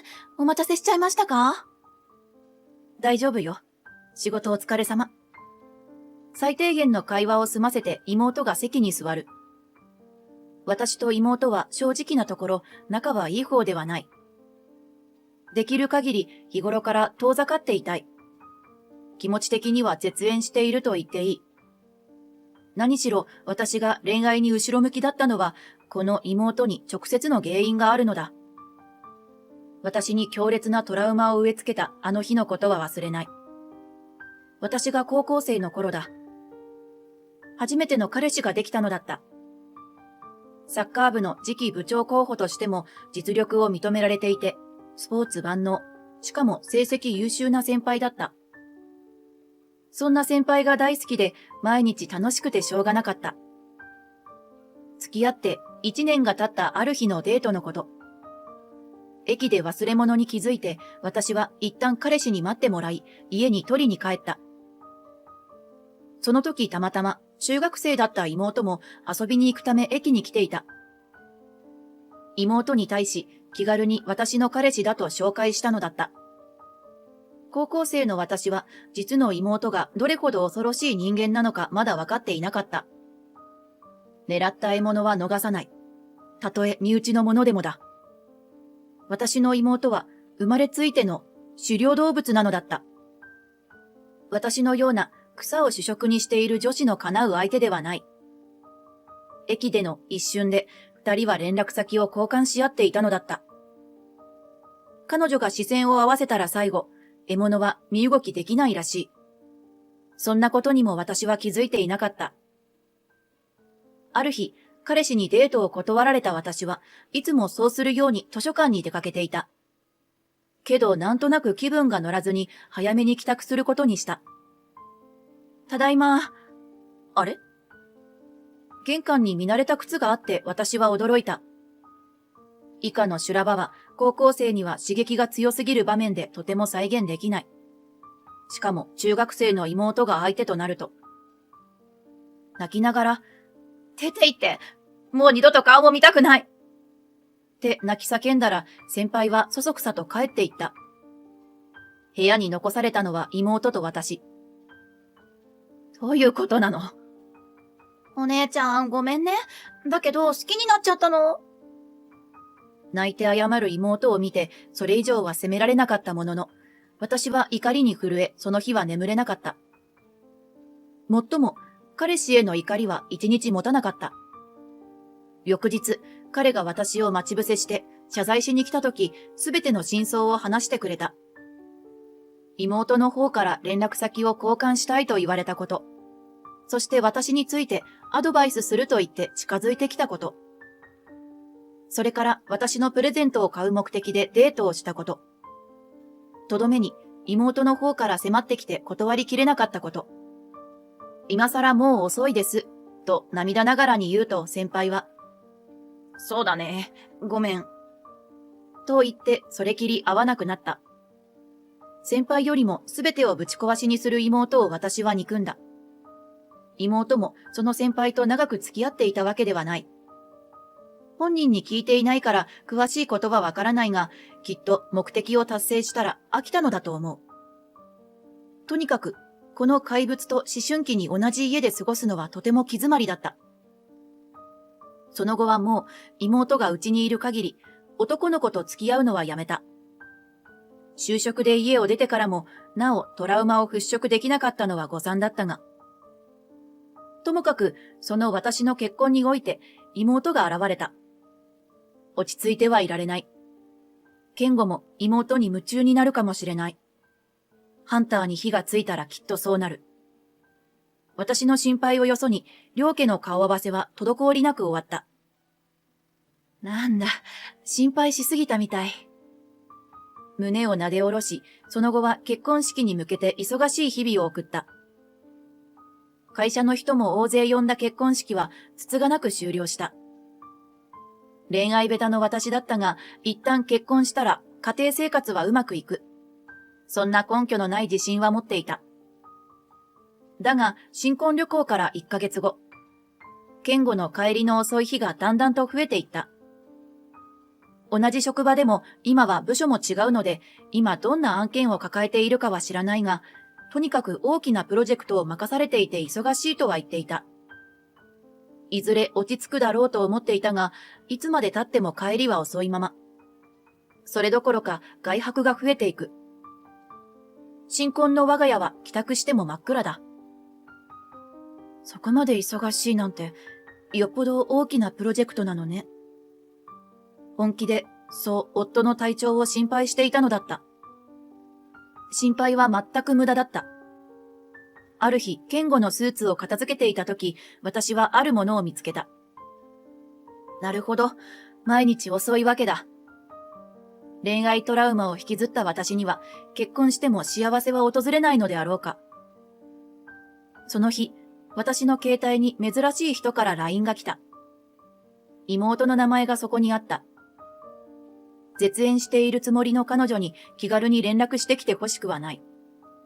ろくな用事ではないだろうと思いつつもメッセージを読んだ。お姉ちゃん久しぶり。お姉ちゃんに報告しなきゃいけないことがあるの。私は努めて平静に返信をする。何かしら、いい報告だといいわね。実はね、私、またお姉ちゃんの男を奪っちゃった。は？男って誰のこと？私には旦那しかいないけど。健吾さんの子を妊娠しちゃったんだ。もう何度も奪ってごめんね。私は何も言い返す気にならず、点を3つ書いて返信した。あの子の勝ち誇った笑顔が目に浮かぶ。高校生の時の妹の気持ちが改めてわかる気がした。とにかくこの子は私のものを奪って自分のものにしたい。それだけなのだ。健吾さんって大胆ね。私からじゃないんだから怒らないでよ。そうなんだ。昔もそう言ってたっけ？あなたらしいわ。笑ってるスタンプもたくさん入れておいてと。ゆいが慌てて電話をかけてきた。何なのよ。健吾とゆいがね、だと思ったわ。どういうことよ。そう。あの日、健吾のスーツのポケットから見つけたのは、プリクラが貼られたホテルの会員カード。プリクラには、健吾とゆいが写っている。間抜けな旦那。いや、本当はそうじゃなくて、妹が私に送った小細工なんだとすぐに分かった。私は早速準備を始めていたのだ。ホテルの会員カード。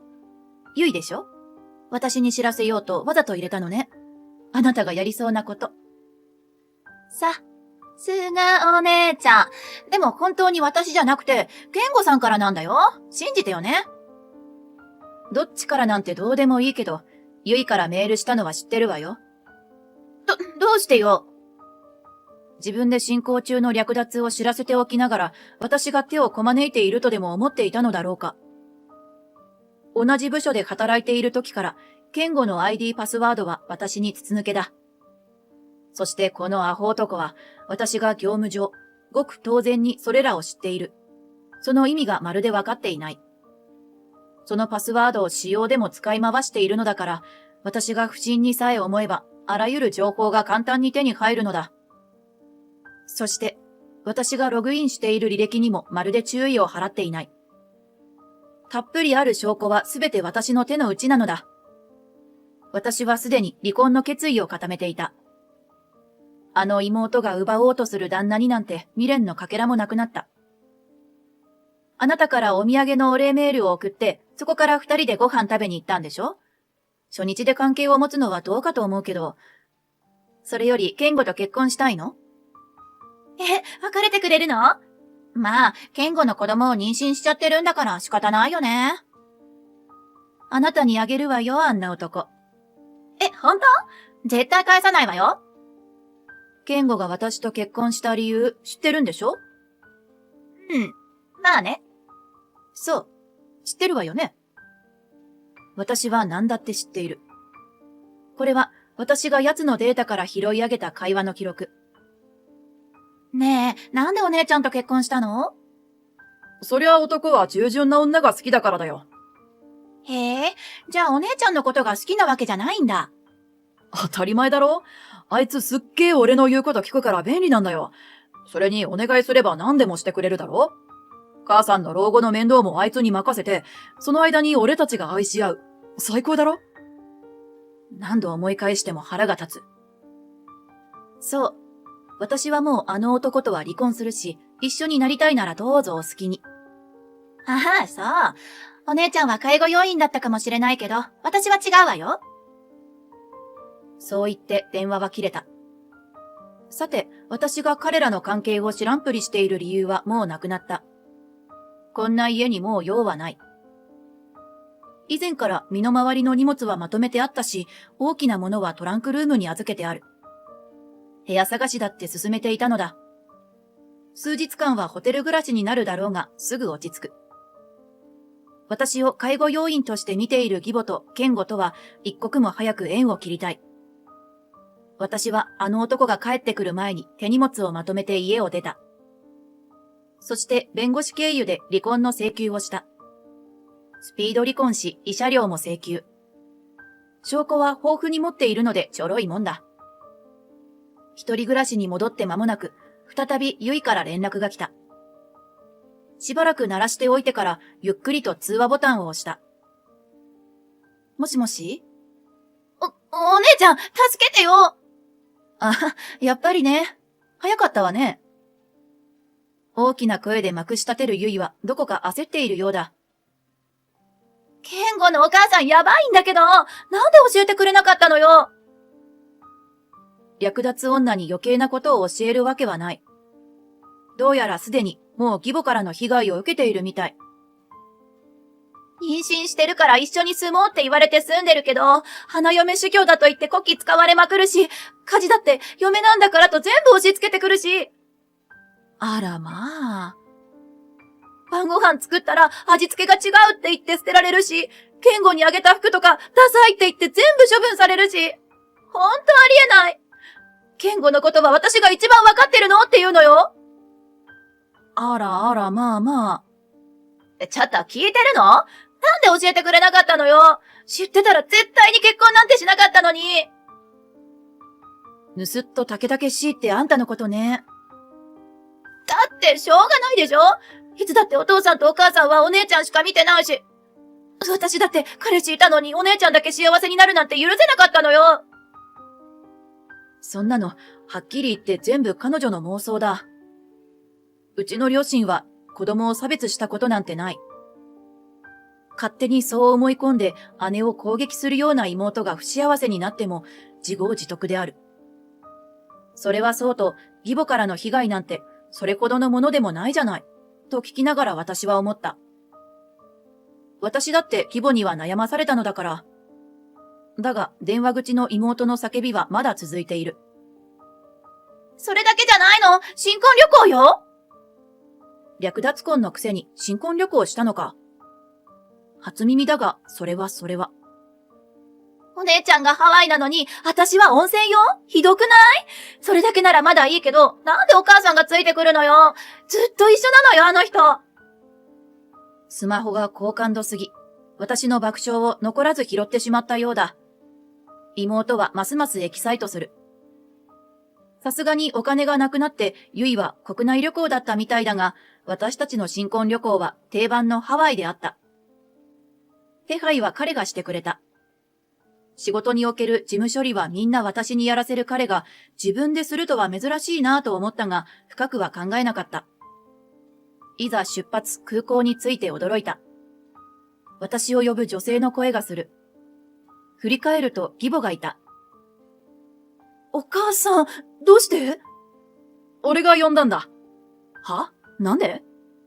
親孝行。母さんも一度ハワイに行きたいって言ってたから。一緒にって、これは新婚旅行よ？わかってるの？旅行は旅行だろ？いいじゃん別に。嘘でしょ？と思っていても現実は現実で。遠慮ないお母さんは最後まで私たちと共に行動し、一緒に日本へと帰ったのだ。当然帰ってきてから健吾と話し合ったが、話は平行線で終わってしまった。お母さんは、ハワイ楽しかった。また今度一緒に行きましょうね。と、何の悪びれもなく帰っていった。その後、旅行を一緒にしたからか、距離を置きたくてもお母さんの方から来られたら避けようがなかった。お母さんもお母さんで子離れができない人だ。しょっちゅう私に隠しもせず、息子と腕を組んで買い物に行ったりしていたのだ。仲のいい親子だとは思っていたが、ここまで来ると母親思いも行き過ぎだ。これだけでも新婚生活を続けるには大きな支障があったのだ。そこに加えて浮気と侮辱だもの。私が彼に未練を持たないのも当然だろう。お母さんたら旅行についてくるだけじゃなくて、お姉ちゃんは本当にいい子だったってずっとうるさいの。あんたなんかがちょっかい出さなければ、あの子といい関係が続いていたのにって。まあ、今頃褒められてもちっとも嬉しくはないけれど、私は妹に答えた。まあ、ご愁傷様。子供もできてるし、逃がしはしてくれないでしょうね。そんな、今からでもいいから、お姉ちゃんあの人返すから。結構よ。それにもう離婚も成立してるし他人だから。それと、あなたももう私を頼ったりしないでね。お姉ちゃん、何もそこまで言わなくたって。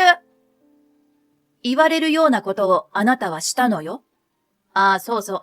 あなたに慰謝料の請求をする予定だからそのつもりでね。嘘でしょ？私、妹なのよ。妹とか関係ないわ。したことの責任はきちんと取ってもらいます。待ってお姉ちゃん。じゃ、頑張って。あの人のことはあなたに任せたわ。それだけ言って私は一方的に電話を切った。おそらく妹はあの親子から逃れることができず、ずっといいように使われる運命かもしれない。しかし、すべては自分が蒔いた種なのだ。ゆいに慰謝料の請求はしたが、まとまったお金がなかったらしく、金融機関に借金して支払ってくれた。当然、返済のためにも働かなければならず、妊娠しながらもパートを始めたらしい。元夫は会社の人に浮気を目撃されていたようで、周りからの冷たい視線にさらされ、そしてついには左遷されたという。社内の視線に耐えかね、結局いつの間にか退職したそうだ。手っ取り早く生計を立てようとデイトレードに手を出したが、そんなに甘いものではなく大損害だそうである。妹とは連絡を断ち切っているので詳しくはわからないが、きっと今もあの親子に振り回されていることだろう。私は元夫がいなくなった職場で今も働いていて、最近昇進の話があった。とても大変だけど、その分スキルアップしているのが分かって毎日がとても充実している。これまでのことを忘れることはできないけれど、私は自らの手で幸せの種をまき、充実した日々を楽しんでいるので後悔はしていない。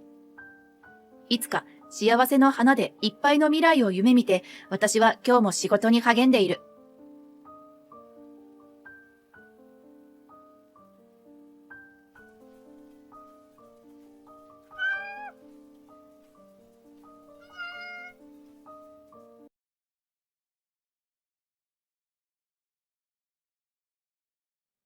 仕方ないわよ。お姉ちゃんはあなたより可愛いから。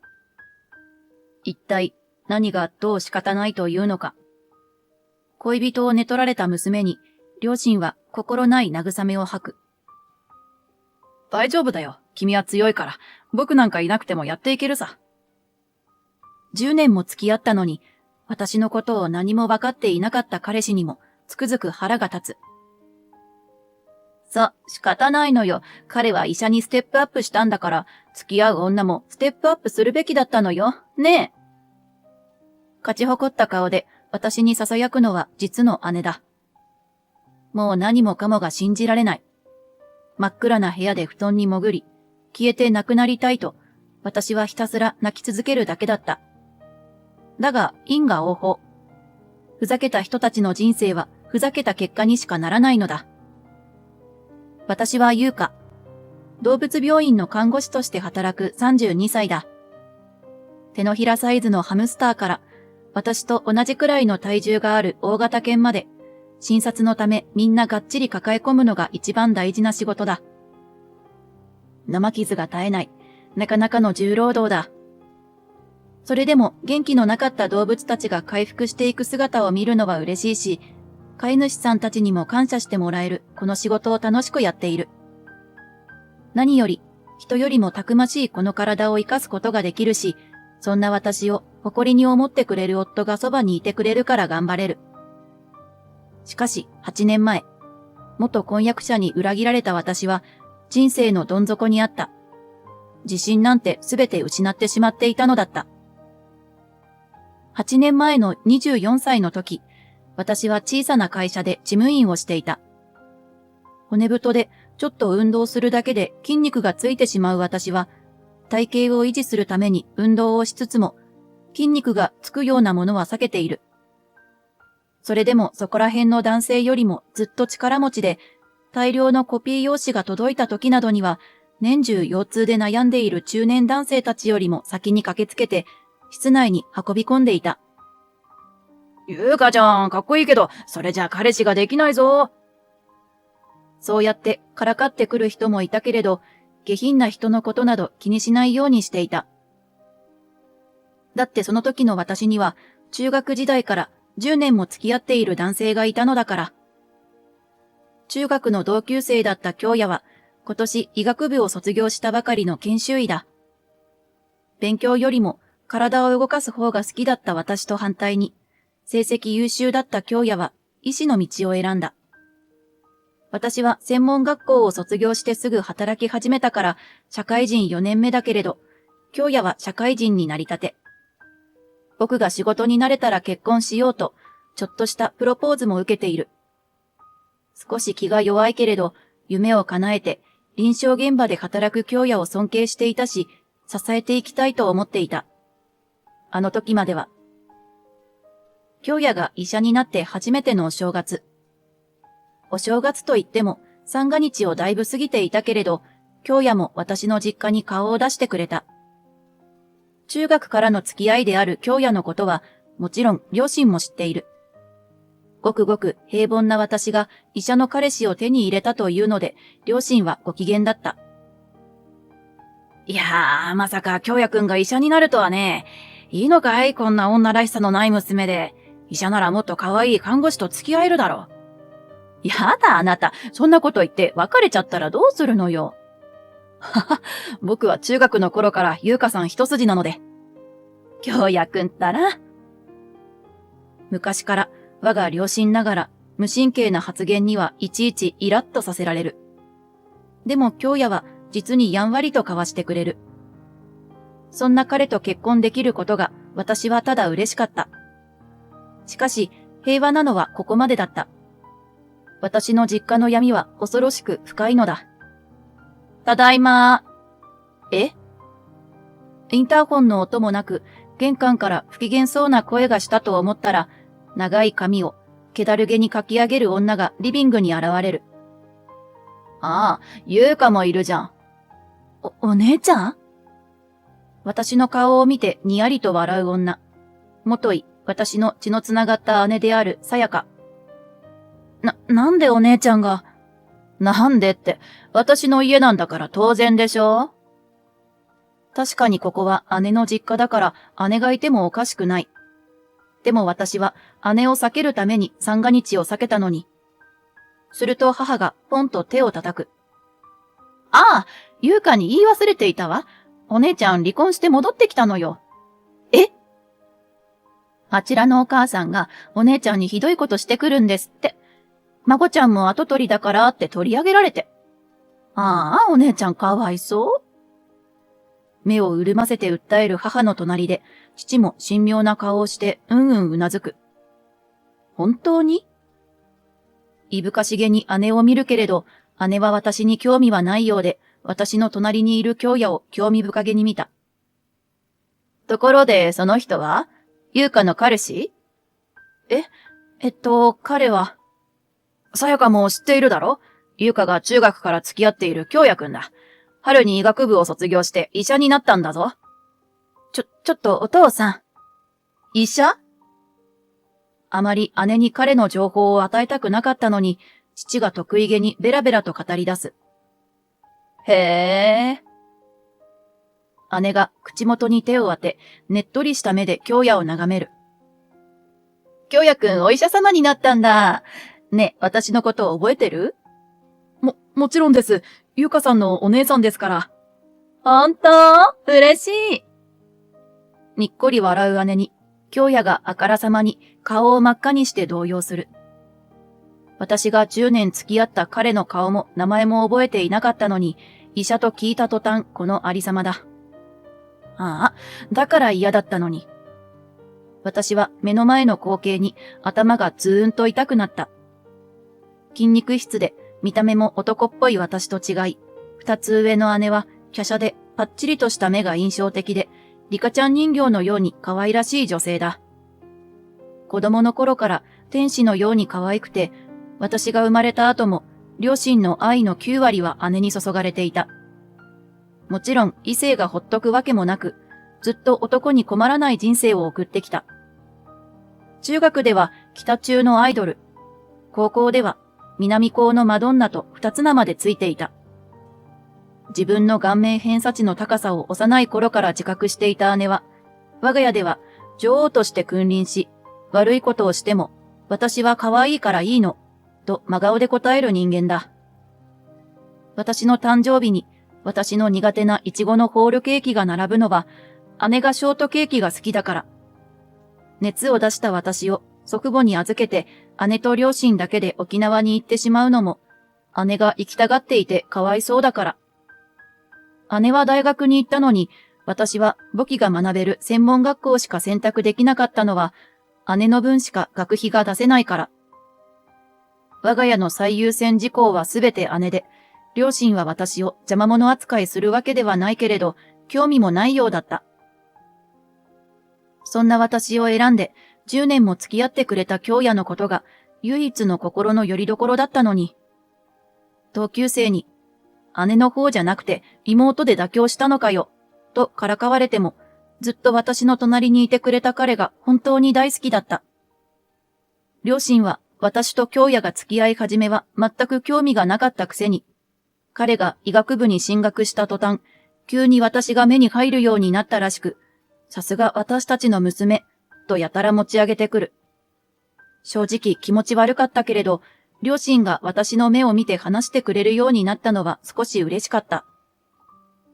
姉は姉で22歳の時にイケメン実業家と出来婚し、盛大な結婚式をして家を出たはずだった。あんなに鼻を高くしてみんなに自慢していたのに、まさか4年で離婚するとは。本当に嫁いびりが原因だったのだろうか。私は京也にやたらとボディタッチを繰り返す姉と、それを真っ赤な顔で受け入れる彼の姿に嫌な予感しかしなかった。そして嫌な予感というのはやっぱり的中するもので、ごめん、できちゃった。桜の木が葉桜になる頃、チェーンのファミレスで姉が舌をペロンと出しながら小首をかしげる。その隣には私の婚約者であるはずの京也。それ以上何も言われなくても状況が理解できてしまう自分が悲しい。最低。爆発したい気持ちを抑えて、懸命に絞り出した4文字。それなのに、京也は銃口でも向けられたかのようにわめき立てる。仕方ないだろ。さやかさんはかわいそうな人なんだ。尽くしてきた旦那さんに捨てられて、愛する子供まで奪われて。だから僕が守ってあげないといけないんだ。奪われた子供の代わりにあなたが協力したってこと？下品な言い方やめろよ。京也がまるで敵を見るかのように、血走った目で私を睨みつけてくる。恐怖と同時に悲しくなった。京也もハッとした顔をして少しトーンダウンする。さやかさんは弱い人なんだよ。僕がいないと生きていけないって言うから。だから。京也。姉がそっと京也の肩に頭を寄せ、勝ち誇ったような顔でこちらを見る。どこが弱いの？全く興味のなかった男が医者だと知った途端、色目を使って妹の婚約者を半年で奪い取る。したたかな女じゃないか。そう叫びたいけれど、こちらが責めれば責めるほど、彼が姉の肩を持つのは分かっていた。京也、どうして？私たちの10年って何だったの？涙をこらえて訴える私を、京也は哀れむような目で見下ろす。君のことは嫌いじゃないよ。でも、運命ってさ、付き合った時間じゃないんだよ。何よそれ。何よそれ。命を削るように勉強をしてきた男なのに、美人に言い寄られただけで、こんなに頭がおかしくなってしまうのか。大丈夫だよ。君は強いから。僕なんかいなくてもやっていけるさ。台本でもあるのかというくらい、寒いセリフを並べながら、私の前に封筒を置く。これは僕の心だ。まだ正式な婚約はしていなかったけれど、君の大切な10年をもらったことに変わりはないからね。封筒からは、ちらりと1万円札の束が見える。慰謝料のつもりなのだろう。今日やったら優しいのね。ごめんね、ゆうか。私、あなたの分まで幸せになるから。姉が京也の腕を抱いて、二人一緒に席を立つ。私は厚みのある封筒を見つめながら呆然とするしかなかった。それから二人はすぐ両親のもとにも報告に行ったらしい。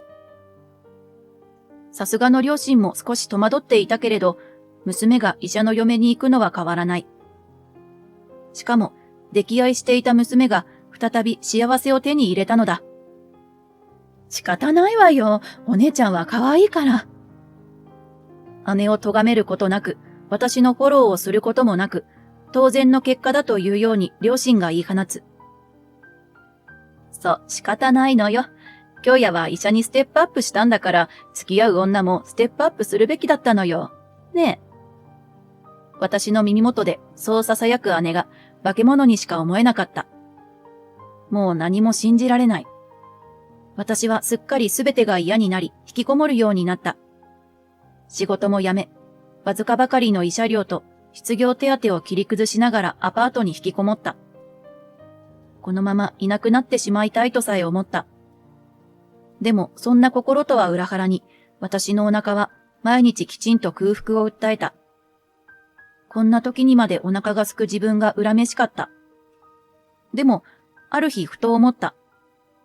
お腹が空くということは、私の体はまだ生きたいと思っているってことだと。ふらふらとした足でスーパーに向かう。すると、今まで気に留めていなかった場所にスポーツジムがオープンしているのに気づいた。行かないと。スポーツジムなんて今まで行ったこともないのに。私は何かに呼ばれるようにジムの中に吸い込まれていった。そこから私はスポーツジムの虜になった。寝て食べてを繰り返していた私の体はすっかりブヨブヨになっていたけれど、汗水流してトレーニングをするのはもう気持ちよかった。筋肉がつきやすい私はあっという間に体が締まり、コーチもセンスがいいと褒めてくれた。他の人たちも綺麗な筋肉で羨ましいと言ってくれ、常連さんたちともすっかり仲良くなった。楽しい。気持ちいい。ダンベルで上げられる重量がどんどん増えていくうちに、姉と京也のことなんてだんだんどうでもよくなってきた。こういう強さが私の可愛くないところだったのかもしれない。でも、もういいや。ここの人たちは私を認めてくれるから。あんな簡単に10年付き合った彼女を捨てて、その姉に乗り換える男となんて結婚しなくて本当によかった。そう負け惜しみではなく、本音で思えるようになった頃、私にも再び彼氏ができた。ジムの常連さんで、私より5つ年上の獣医師、ゆうきさんだ。動物やスタッフに怪我をさせないために、どんな子が来ても抑えられるよう鍛えているという彼は、人にも動物にも心から優しい人だった。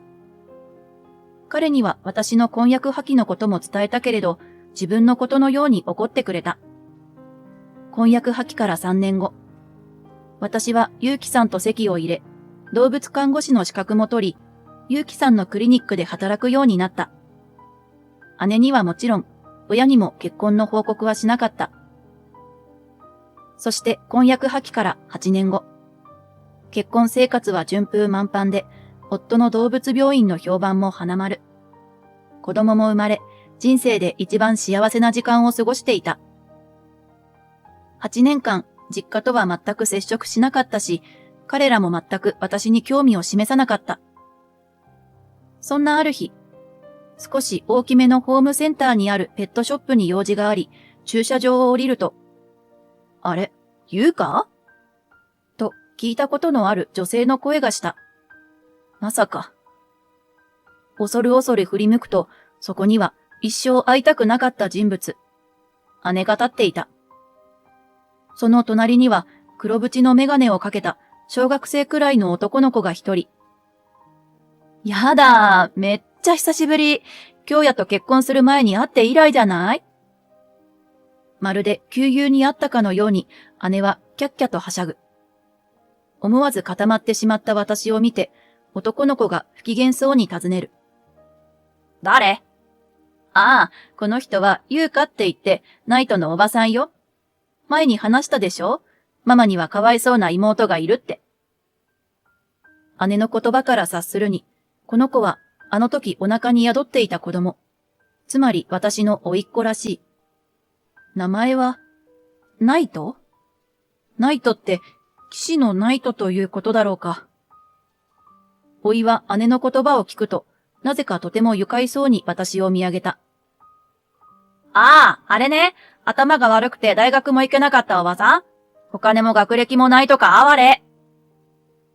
見上げているのに見下している顔で、8歳児とは思えないようないやらしい顔で笑う。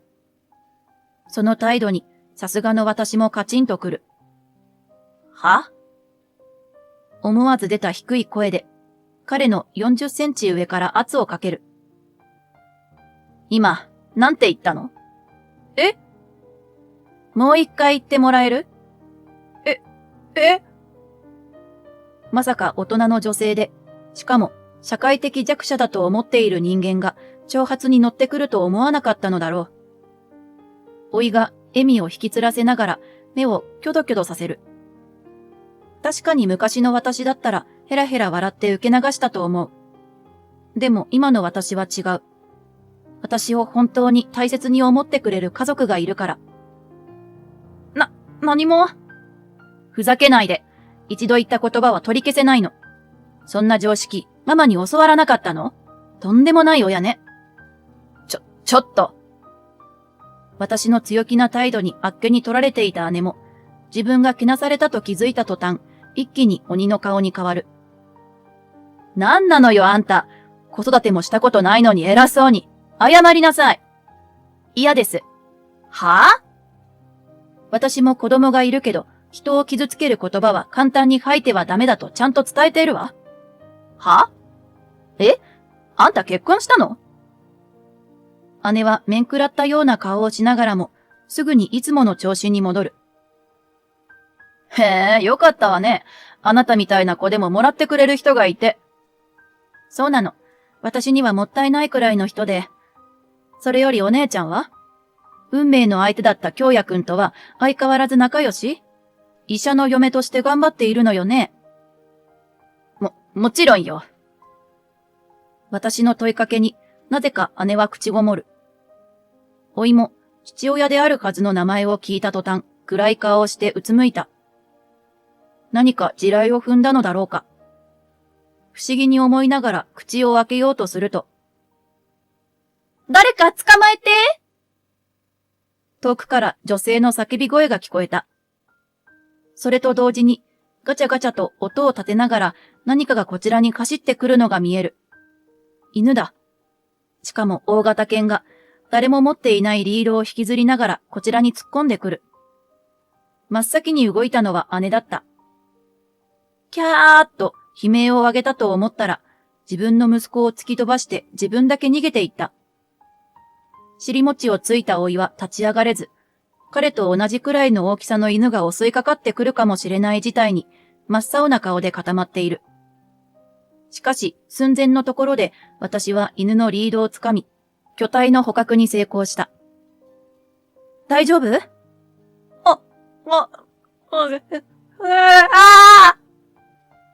安心と恐怖で泣き叫ぶ甥に近寄ることもなく、姉は遠巻きに見ている野じ馬の後ろでガタガタ震えている。仕方なく、私は青ざめた顔で、駆けつけてきた飼い主にリードを渡すと、ひょいっと甥を抱き上げた。ペコペコ頭を下げる飼い主に軽く注意して、犬に怪我がないか確認してもらう。もし怪我があったら、うちのクリニックでも見れますよ。そう言って名刺を渡し、甥を姉の元へと連れて行った。はい。姉の前で甥を下ろすと、姉はポカンとしていて受け取りもしない。この顔、今日何度目だろうか。犬に噛まれたりとかはしてないけど、お姉ちゃんが突き飛ばした時に腰を打ってるかもしれない。京也くんにでも見てもらったら。ええ。何を言っても反応が薄い姉を放置して私はその場を離れる。これ以上姉と関わりたくなかった。去り際に、と甥の小さなつぶやきが聞こえた気がしたけれど、今度はどんな文句を言われるかわからなかったので気にしないことにした。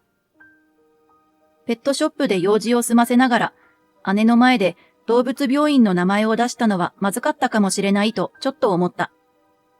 でも、すでに医者の嫁をやっているのだから、獣医師なんて興味がないだろう。私は考えるのをやめ、自宅に帰ることにした。それから1週間後。午前の診療が終わったため、ドアにクローズの看板を置こうと外に出る。すると、また聞きたくない声が。ゆうか？と呼ぶ声がした。いやいや顔を上げると、そこには真っ白い清楚なワンピースを着て、ニコニコしている姉と、うつむいて視線を合わせようとしない甥の姿。はぁ、とため息をつき、仕方なく呼びかけに答える。何の用？やだ、世界に一人だけの妹に会いに行くのに理由なんて必要？はぁ。それにしても言うかったらひどいわ。結婚したのを教えてくれないなんて。しかも獣医師なんて立派なお仕事をしている旦那さんを捕まえたとか。あなたって本当に頭のいい人が好きね。コンプレックスの裏返しかしら。は？小さくて可愛らしい口から私を貶める言葉ばかり落とされる。本当に全く変わっていない。変わっていないどころか、性格の悪さに拍車がかかっている気さえする。医者好きなのはお姉ちゃんでしょ？私の婚約者をご丁寧に奪っておいて。そう口にして、はっと甥の顔を見る。どれだけ姉がひどいことをしていても、子供に聞かせる話ではない。でも甥は無表情で、じっと下を見ているだけだった。姉も姉で、全く悪びれもなく笑う。やだ、人聞きの悪いこと言わないでよ。京也がいい男になったから、いい女に惹かれただけでしょ？まだそんなこと。仕方ないじゃない、それがリアルなんだから。ということで、周囲の誤解を解いてくれない？は？実はね、実家の隣の土地を買って、京也が小児科を開業したのよ。でも誰かが、あそこの先生は10年付き合っていた妹を捨てて、姉と溺婚した下半身の緩い男だって言いふらしてるみたいで、全然患者が来ないわけ。私がいくら誤解だって説明してもみんな信じてくれないのよね。誤解も何も 100% 真実なのだけど、世間は実に正しい評価をしてくれる。思わず、チベットキタキツネのような顔になる私。姉は言葉を続け、厚かましい要求を口にした。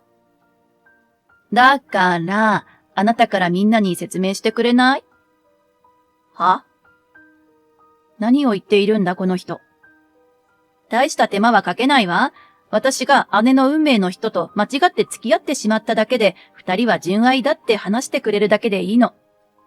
は？あなただって姉に寝取られたかわいそうな妹なんて変な噂が回ってるから実家に帰ってこれないんでしょ？いい機会だからみんなの誤解を解きましょうよ。頭おかしいんじゃないの？思わずポロリとこぼれた本音に姉がピタッと固まる。やっちゃった。でも仕方ないじゃない。脳みそが溶けたような発言しかしないんだもの。にやけ顔で止まっていた姉の顔がみるみる般若に変化する。はぁ？あんた何様？こっちが下手に出ているからって調子に乗るんじゃないよ。本当に下手に出ている人は調子に乗るなとか言わないわよ。開業がうまくいかないのはみんなが誤解しているせい。アホなことを言いに来たのならさっさと帰って。アホ？アホ？姉が大きな目をぐわっと見開く。常識も倫理観もおかしい小児科医のところに大事な子供連れて行きたい親なんて誰がいるのよ。そもそもよく実家の隣で開業したものだ。私たちだけでなく、京也の地元でもあるわけだから、私と京也がずっと付き合っていたことを知っている友人や知り合いもたくさんいる。その姉と突然溺婚したんだから、いい噂が立つはずないのに。今まで、京也は大学病院で働いていたみたいだし、姉は自分が悪いなんてこれっぽっちも思わない人だから気づかなかったのだろうか。両親も大好きな姉の言いなりなのだろう。とにかく夫に迷惑がかかるから帰って。騒ぎになってあなたたちにはプラスにならないと思うよ。小児科医を妹から略奪した姉。夫の経営を何とかしろと妹に因縁つけるってまた話題になるかもね。姉は犬のようにうなり声を上げ、今にも飛びかかってきそうな顔をしているけれど、私に指摘された内容は図星だったようだ。すごく悔しそうに唇を噛みながら、早足で去っていった。おいを置いて。お母さん行っちゃったよ。いいの？おいは何も言わず私を見上げる。そして、小さく口を開けては閉じ、開けては閉じを繰り返し。え？この前、助けてくれてありがとう。蚊が鳴くような小さな声でお礼の言葉をこぼした。思わぬ言葉につい目を見張る。君、お礼なんて言えるのね。当たり前だろ！だってこの前は私のこと学歴も金もないかわいそうな人だって悪口言ったじゃない。ごめんなさい。おいが口をもごもごする。だってママとパパがそう言ってたから。あの人たち、子供に私のことをどう説明しているんだ。でも嘘だってわかったんだ。この前犬を捕まえたのすっげーかっこよかった。ママは俺を突き飛ばして逃げたのに。おいがトレーナーの裾をぎゅっと握る。確かにあれはショックだっただろう。誰よりも自分を大切にしてくれていると信じていた母親に生贄にされたんだから。私がかっこよかったから悪口を言っちゃダメだと思ったの？うん。じゃあ、私がかっこ悪かったら悪口を言われても仕方がないってこと？え？おいがはっと私を見上げる。私は相手がどんな人でも傷つける言葉を投げつけるのは良くないと思うよ。思ったよりも素直においがうなずく。8歳のおいはまだ世界が小さくて、親の言うことは絶対だったのかもしれない。でも、言われてわかるのなら、まだ彼は変われるはずだ。実は俺、ママが言っていることがよくわからないことも多いんだ。さっき優香さんに言ってた話だって、よくわからないけど、ママとパパが悪い気がした。そっか。よくわからないけど、ママが悪口を言うから悪口を言ってもいい人だと思っちゃったんだと思う。ごめんなさい。一生懸命自分の考えを口にして、謝罪までできる彼に、さっきまでトゲトゲしていた心が少し丸くなる。いいよ。でも、これからは他の人が言っていた言葉でも、悪い言葉だと思ったら使っちゃダメだよ。うん。顔をくしゃくしゃにしてうなずく甥いの頭を、私は静かに撫でた。それから私は夫に了解を得て、車で甥いを実家の前に置いてきた。両親にも姉夫婦にも会いたくなかったから、さっさと帰ったけれど、後日気になって友人に話を聞いてみた。姉が言うように、実家の隣に小児科をオープンさせたものの、思ったより患者が来ないらしく、姉夫婦も両親も慌てているらしい。開業するのに5000万以上の借金を背負った上、患者が来なくても看護師やスタッフなどの人件費がかさむのだから当然だろう。姉は医者の嫁として威張りまくっていたのに、ママ友たちにも噂が広がり、避けられまくり。大学病院で勤めていた時と違い、お金を湯水のように使うこともできなくなった。何か買おうとすると、京也に咎められ、夫婦間もギスギスしているようだ。さらにその半年後、姉夫婦はさらに大変なことになっていた。姉は最初の夫とできた息子に、毎月教育費を払っていたのだが、その余裕もなくなってきたらしく、京也が直接元夫に教育費の減額を求めに行ったそうだ。そこで姉が離婚した際の真実が発覚。実は姉が教育費だと言っていたのは慰謝料だったのだ。離婚の原因は姉が複数人と浮気したのが原因で、元夫だけでなく浮気相手の奥様たちからも請求された慰謝料を教育費と偽って京也の給料から引き落としていたのだとか。これにはさすがの京也も怒発点。今も浮気をしているんじゃないか。息子は本当に僕の子なのかと姉を責め立てているらしい。DNA 検査で、甥いは本当に京也の子だったことが唯一の救い。しかし、夫婦の関係は修復ができないほどぐっちゃぐちゃ。でも、クリニックの土地は私の両親が出資し、クリニック本体のローンは京也。そう簡単に離婚できるような状況ではないようだ。なぜそんなに詳しいのかって？そんなの、当事者が話してくるからだ。姉に聞いたのか、動物病院の前で待ち伏せしていた京也が、まるで自分が被害者かのようにベラベラと語るから。僕は騙されていたんだ。あの悪魔のような女に。本当に僕を愛してくれていたのは君だったのに、やっと気づいたんだ。こんなことを今更言われても君は困るかな。なぜか照れくさそうに京也が鼻をこする。困ります。そうだよね。え？予想外だとでも言うように、間抜け面が私を見る。私が涙を流して喜んで、胸に飛び込んでいくとでも思ったのか。今なら心の底から言えるわ。あなたと姉はとってもお似合いよ。どうぞ、いつまでもいつまでもお幸せに。8年前に言えなかった祝福の言葉を告げて、クリニックのドアを閉める。優香。入り口の近くでこっそり待機してくれていた夫が、優しく名前を呼んでくれる。ああ、すっきりした。私はにっこり笑って、夫のもとへ駆け寄った。それから数年後、相変わらず私は、夫の動物病院で働きながら、忙しくも充実した毎日を過ごしている。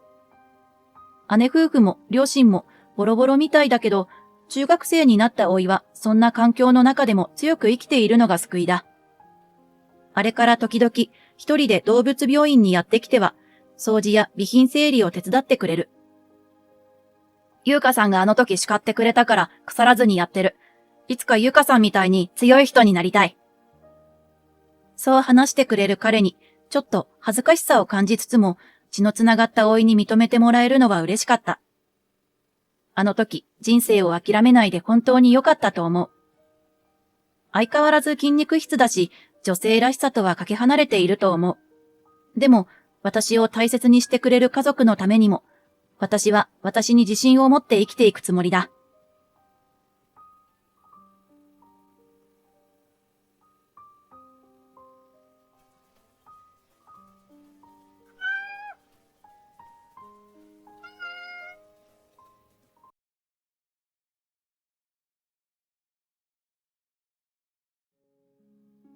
Please go home. We are a wealthy family. My fiance's mother has decided that I am the daughter of a poor farmer, and looks down on me as someone who is after his wealth, and is against our marriage. It's true that we are farmers, but we're not poor farmers. Neither I nor my parents are saints enough to stay silent after being told that. I'm Ayaka Ishikawa. I'm 29 years old. I'm an unmarried woman from the prefecture next to Tokyo. My parents are farmers, so when asked what I do for a living, I answer that I'm a farm staff member. Well, I wouldn't mind being a farm worker or a housekeeper, but my friends say I'm too laid back, but I make coffee every day and hang out with my cat, Mi-chan, during my casual clothes time. I think that a normal life is better than a flashy one. Because rich people look tiring. When I look at my fiancé, Shida, I really think so. He always says, my family is rich. But I'm not sure if he's bragging or complaining. It's a hassle, so I always just say, yes, that's amazing. I'm a little excited when he says that I'm going to his parents' house to introduce myself to him as a married couple. I'm the type of person who goes out in plain sneakers. There's no point in asking just at the time. But I guess it'll work out somehow. Yeah. I've been dating Shida for a year, and on our dates he always says, let's go to a popular date spot in Tokyo, or let's go to a star restaurant. But I always reply that home-cooked food is fine. Because rice cooked with homemade rice and vegetables is definitely more delicious. His family is a wealthy local family, and his mother is apparently a madam. If you meet my mom at the wedding announcement, you'll be surprised, Shida says, not knowing if he's bragging or throwing a punch.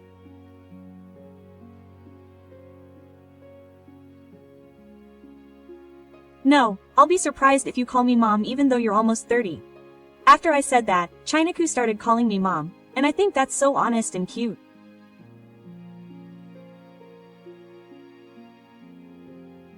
He's a little unreliable, but I liked him enough to think that I could marry him.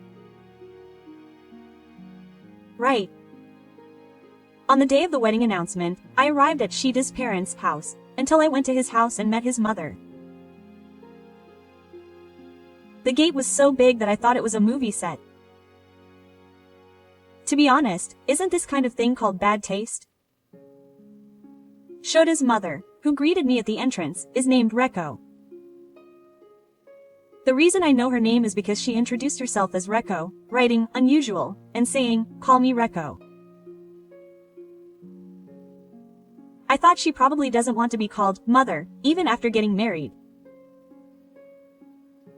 Reko has gorgeous perms, a jingly necklace around her neck, and sparkly rings on her fingers. What's more, her figure is gorgeous. Or maybe it's more like glamorous or deluxe. At first, Reko was smiling and saying, she's a pretty decent person, but the moment I said, my family is a farming family, her expression suddenly changed as she said, my daughter from a poor farming family is my son. My family isn't particularly poor, so why are you assuming that I'm a poor farming family? Before I could argue, she stabbed me at the entrance and said, please go home. Shota was just panicking and not reliable at all. Reko was standing up and said, my family is a wealthy family. I've spent a lot of money on Jita's education, and I've had many quarrels with well-off girls. Why should I marry a poor farmer's daughter? My head is full of questions. Does that mean there's no return on investment? I asked, but he didn't seem to understand and asked me again. I felt like I understood a little bit why Shida always had an attitude that made me wonder if he was bragging or lamenting that his family was rich.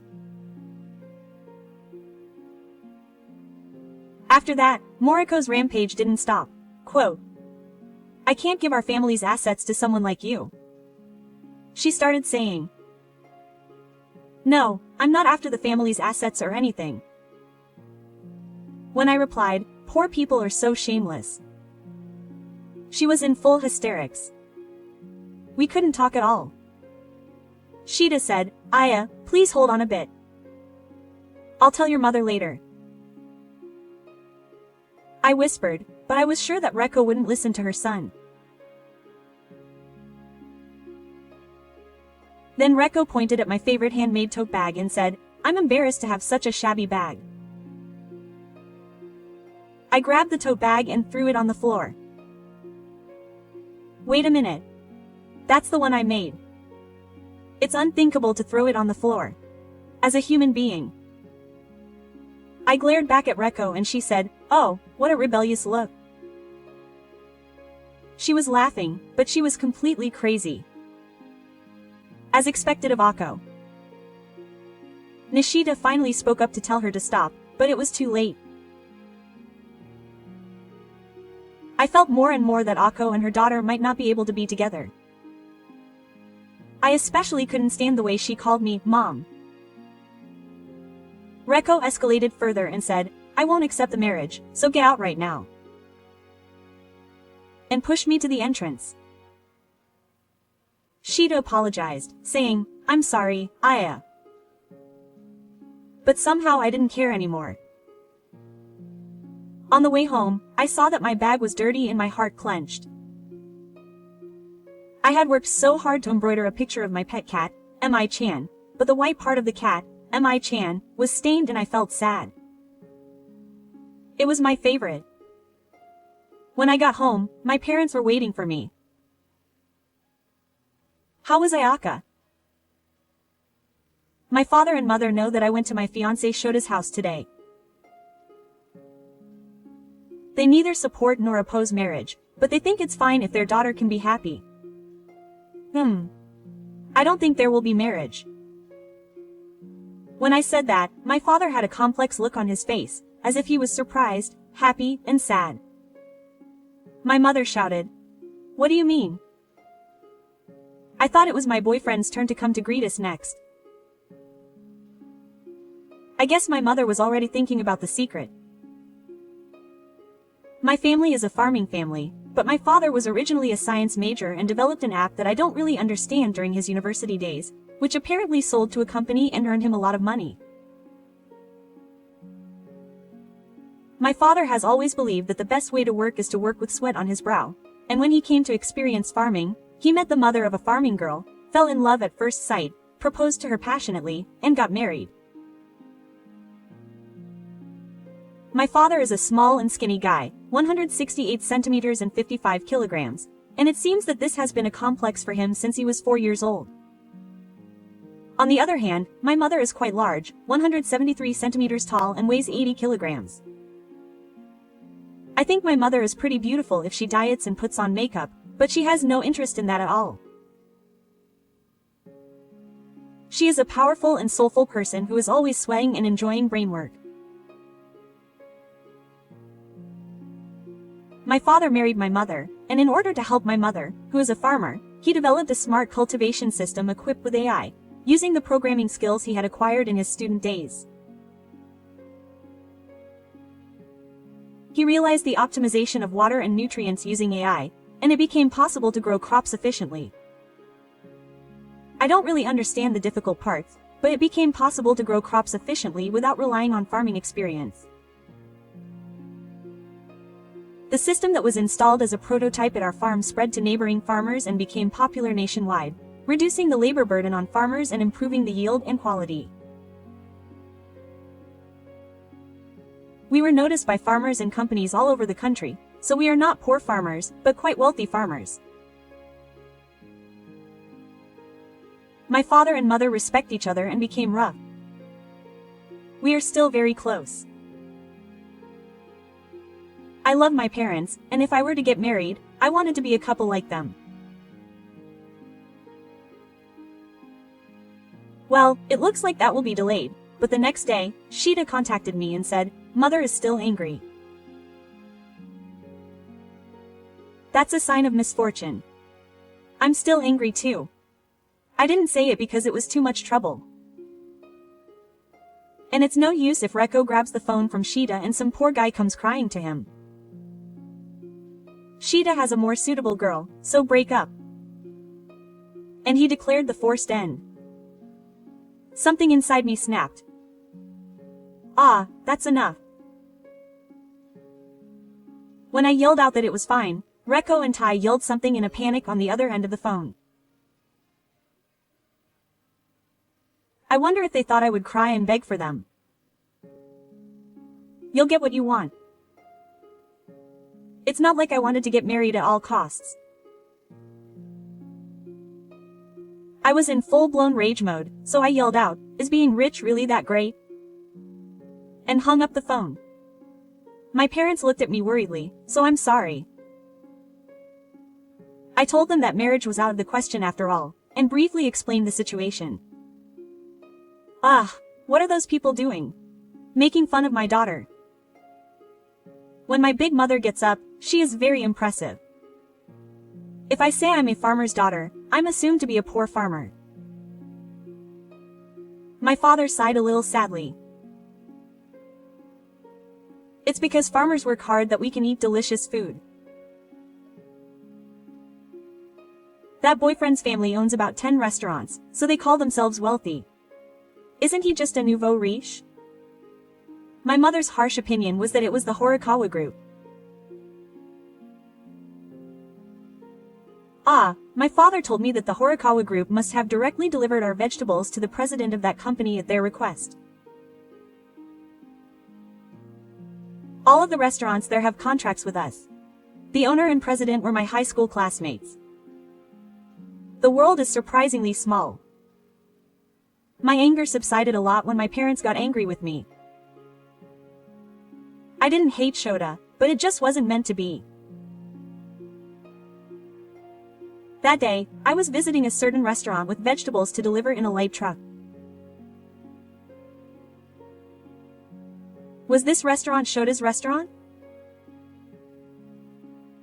I had come here to deliver vegetables a few times, but I didn't know it at the time. I didn't see him at the wedding speech, which I don't want to remember, because he didn't attend due to work, but he had a good eye for choosing our vegetables. Well, it doesn't matter now. It hurts a little, but I'm sure I'll forget about it soon. I get annoyed when I'm chatting with the manager in the kitchen. A poor farmer's daughter was after our fortune. I heard a very familiar voice coming from the dining area. I took a quick peek and saw Reko-san still eating with what seemed to be her friends. Ah, that's the owner's wife, isn't it? The manager was vague. I thought it was great that the manager didn't say anything bad about the owner's family, but from his expression and atmosphere, I could tell that he didn't think much of her. But in the end, the manager couldn't stand it and started complaining to me. I can understand how he felt. Apparently, Reko-san often comes in after lunchtime and treats her friends who are learning about lunch. She's a little stingy. If you're going to brag about your acid creation, you should at least treat her to dinner. What's more, she apparently uses her authority as the owner's wife to order dishes that aren't on the menu, and has a bad reputation with the staff for her attitude towards the waiters.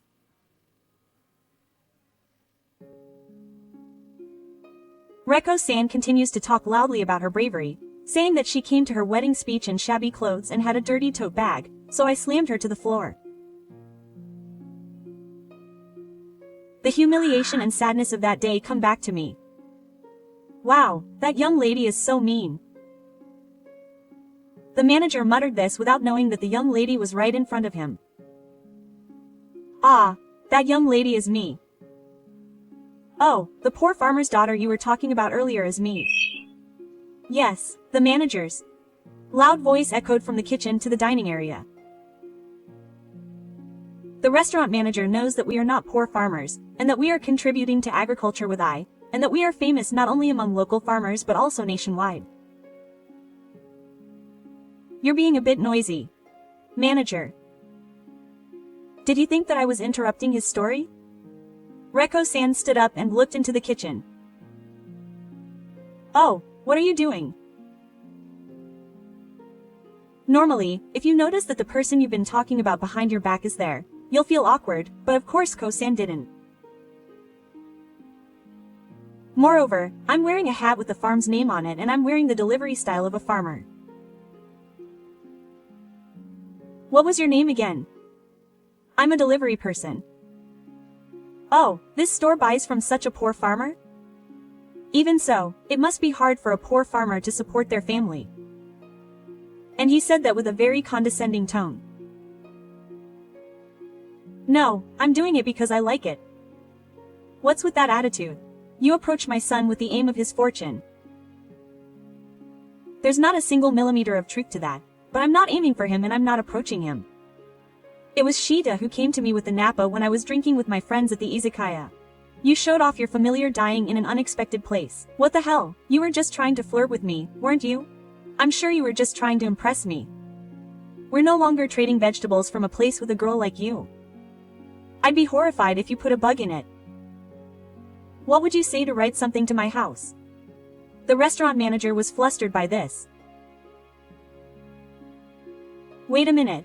I'd be in trouble if you decided something like that on your own. The manager tried desperately to plead with Reko that our restaurant's dishes would only use our vegetables, but it doesn't matter where you get your vegetables. Anyway, we won't be buying nerd vegetables anymore. The clueless girl won't back down. Is that so? Well, that's fine. I think other stores also buy our vegetables, but will you stop doing business with them too? Oh, really? It's obvious that you don't know anything about restaurant management. Don't you think it would be bad to change your supplier on your own? Wouldn't it be better to discuss it with your husband first before making a decision? I said it out of kindness. Reko, who was unable to back out, ended up not retracting the declaration of suspension of business, and the manager was on the verge of tears. It's okay. The owner of this place seems to know my father, so I'll have him talk to him. I don't think it's useless for him to make a fuss about suspension of business.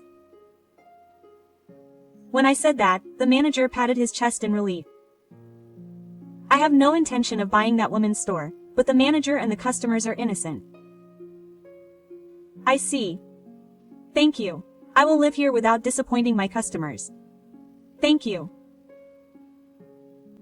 I feel embarrassed when the manager bows like that. Thank you for caring so much about our vegetables. I bowed my head as well. The manager is a bit loose-lipped, but he's a really good person. I went home and told my father what had happened. Oh, he married a really troublesome woman. I think he was my high school classmate, Reko's husband, Shida's father, and the president of the Horikawa group. After that, my father called a few places and made a V sign at me. It's okay now. I'll deliver the vegetables as usual. Horikawa said he'd come with his wife to apologize. Yes, you don't have to come. If possible, I don't want to meet him again. I lectured him like that, but he looked down on my daughter and my work so much that I'm not satisfied unless he kneels down and begs me. When my mother said that, I was quite taken aback. I didn't want to see Reko-san kneeling at all. However, the owner of the restaurant, Mr. Horikawa, and Reko-san arrived. They were carrying a large package from a famous art store, and for some reason, Shota followed them. Ayaka. Shota ran up to me and said that, and I didn't know how to react. Reko-san and the others were ushered into a luxurious uki room, and my mother welcomed them. My mother usually wears no makeup and work clothes, but for some reason, she was wearing a high-end suit that she never wears today and full makeup.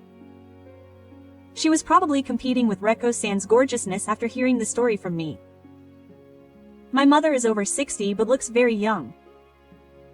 When she's dressed like this, she looks very impressive because she's so big. My father was staring at my mother from the side. What on earth are my parents?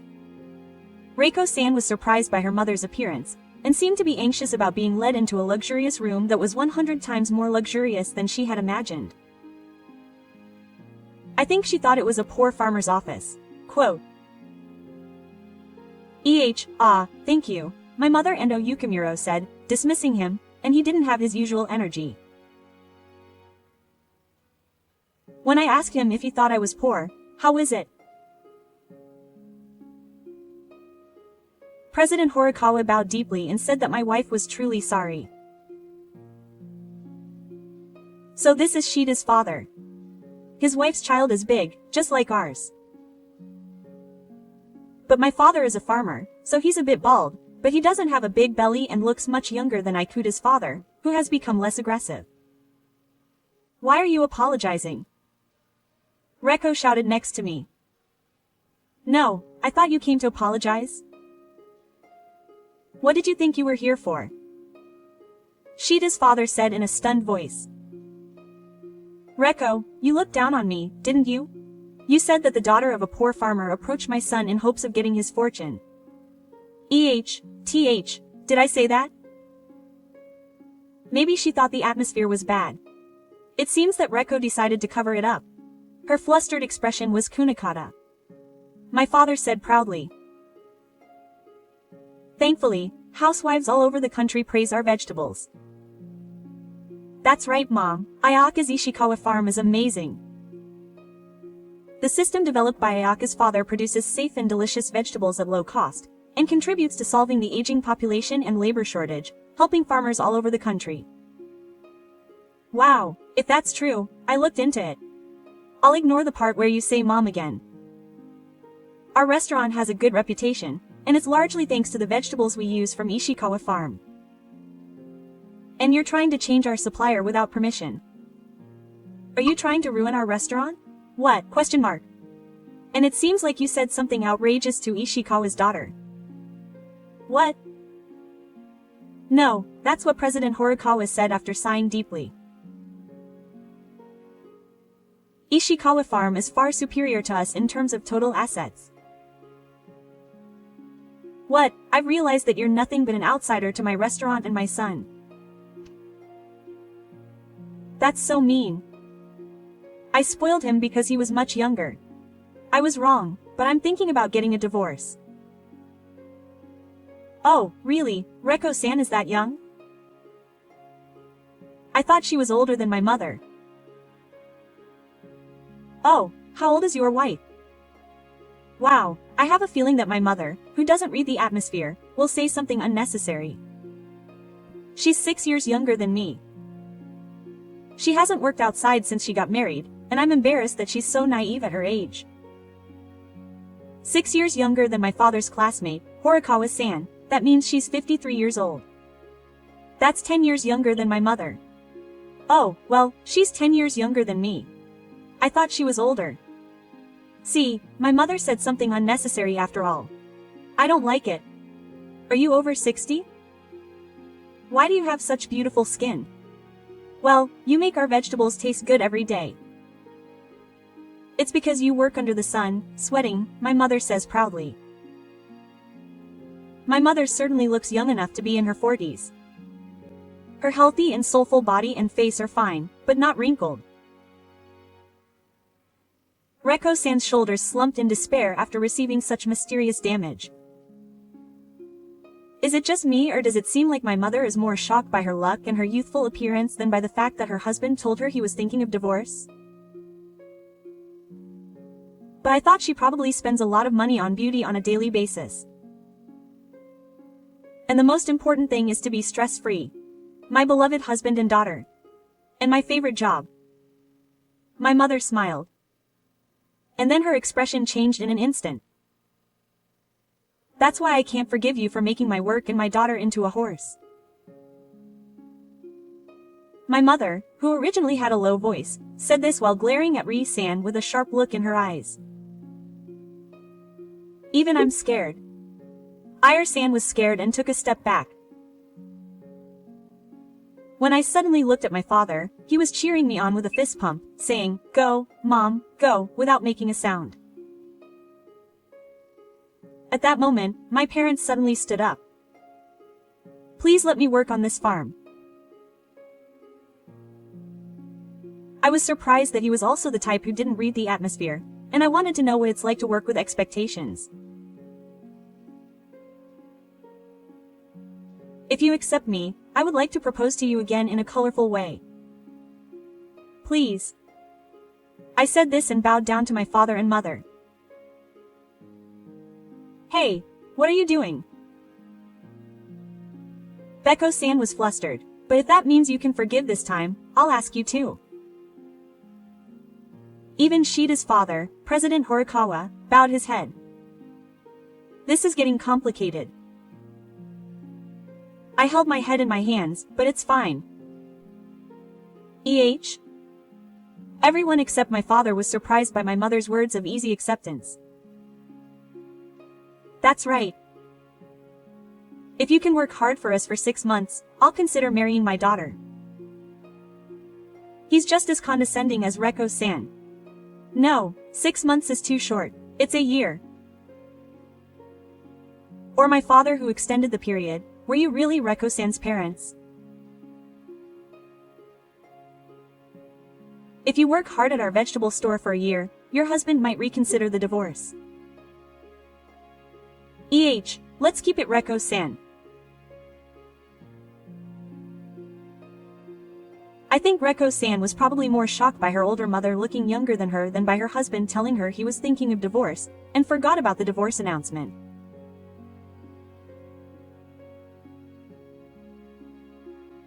Oh, that's fine.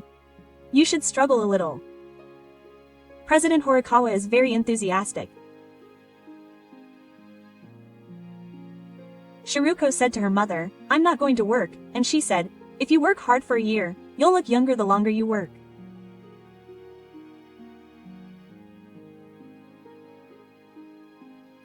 This smart cultivation system is a response to the practical needs of the mother as a farmer, while reflecting the father's belief that agriculture is based on brains and technology, not on physical strength. In other words, it's like the culmination of the love between the two of us. I explained this to Shiruko as I show her around the vast farm. I'm really sorry that my mother made fun of me like that. Before I knew it, she had changed her name from Mama to Mother. Shiruko is working hard, sweating on his brow.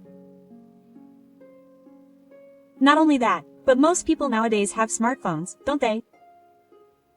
Wouldn't it be convenient if farmers could check and manage the condition of their crops on their smartphones? It would also be nice if there was an app that allowed producers to exchange information with each other. I told my father about this idea and he was interested. To be honest, I've changed my mind quite a bit. Shiruko is staying in the staff accommodation. After a day's work, it's fun to drink beer with the other staff and sometimes my parents. Many of the staff are young, and everyone is working hard to put their knowledge and skills here to good use when they return to their hometowns. Drinking and talking about dreams and ideals makes me feel like I'm alive. Because Shota said that. Yes. When I said, "So I almost married a zombie," Shota smiled with a troubled look on his face, and I thought that smile was kind of nice. As for Reko, she seems to be working part-time at the direct sales store without taking a day off, being driven to and from work by her husband, Horikawa. There is a super veteran part-timer at the direct sales store who has been working in metals for 40 years, and even her mother can't stand up to him. It seems that this super scary part-timer is training the merciless Reko, and there were days when she would come home crying. I thought her husband was being too spoiled by being a friend to her, but it seems that he is also watching over her to make sure she doesn't run away. At first, she would complain that she didn't have enough time to put on makeup in the morning, that her back hurt, and that her legs hurt, but recently she has started to wear less makeup, sleep better at night, and her skin has become clearer, so she seems to be happy about it, she told me. Also, the vegetables grown here and sold at the farm store are really delicious.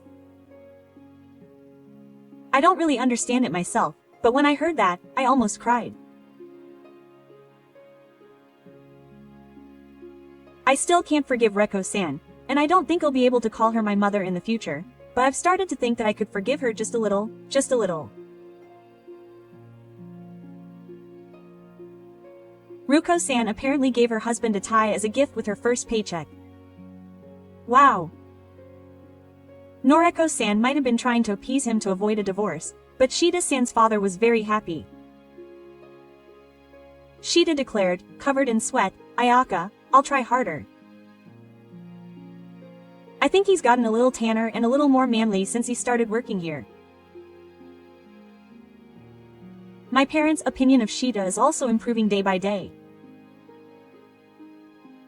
Ayaka is alone, so my mother started asking him if he could come over to her. If that happens, Reko-san will probably make a fuss again. It's such a pain. If my father really loves Ayaka, he wouldn't go over there. That's right. Dad, when you married me, your parents were very against it, so it was hard.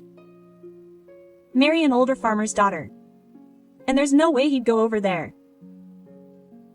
I was surprised to hear that. I've never felt that kind of atmosphere from my grandparents on all 7 sides. No matter how much they opposed it, my father never gave in and said he would marry me. It became yes. Because he thought he would do anything to marry my mother. Wow, there's a history in the family. Now, my paternal grandparents and mother are on good terms and go on trips together, so I think my parents worked hard as a couple to be recognized by those around them. I'll do my best too. Hearing the story of my parents, Shota shouted with tears in his eyes for some reason. I'll happily come over there. I love Ayaka and my work here, and I'll never let my mother complain. Oh. My parents and I couldn't help but give the finished product. It's a bit too soon. If it was too early, we wouldn't have time to give it together. Don't you feel happy, thank you, or look forward to it? My mother asks. No, even if you say that, I'll propose to you again in a year. No, it's already been 2 months, so wait for me in 10 months. Shota's smile made my heart flutter.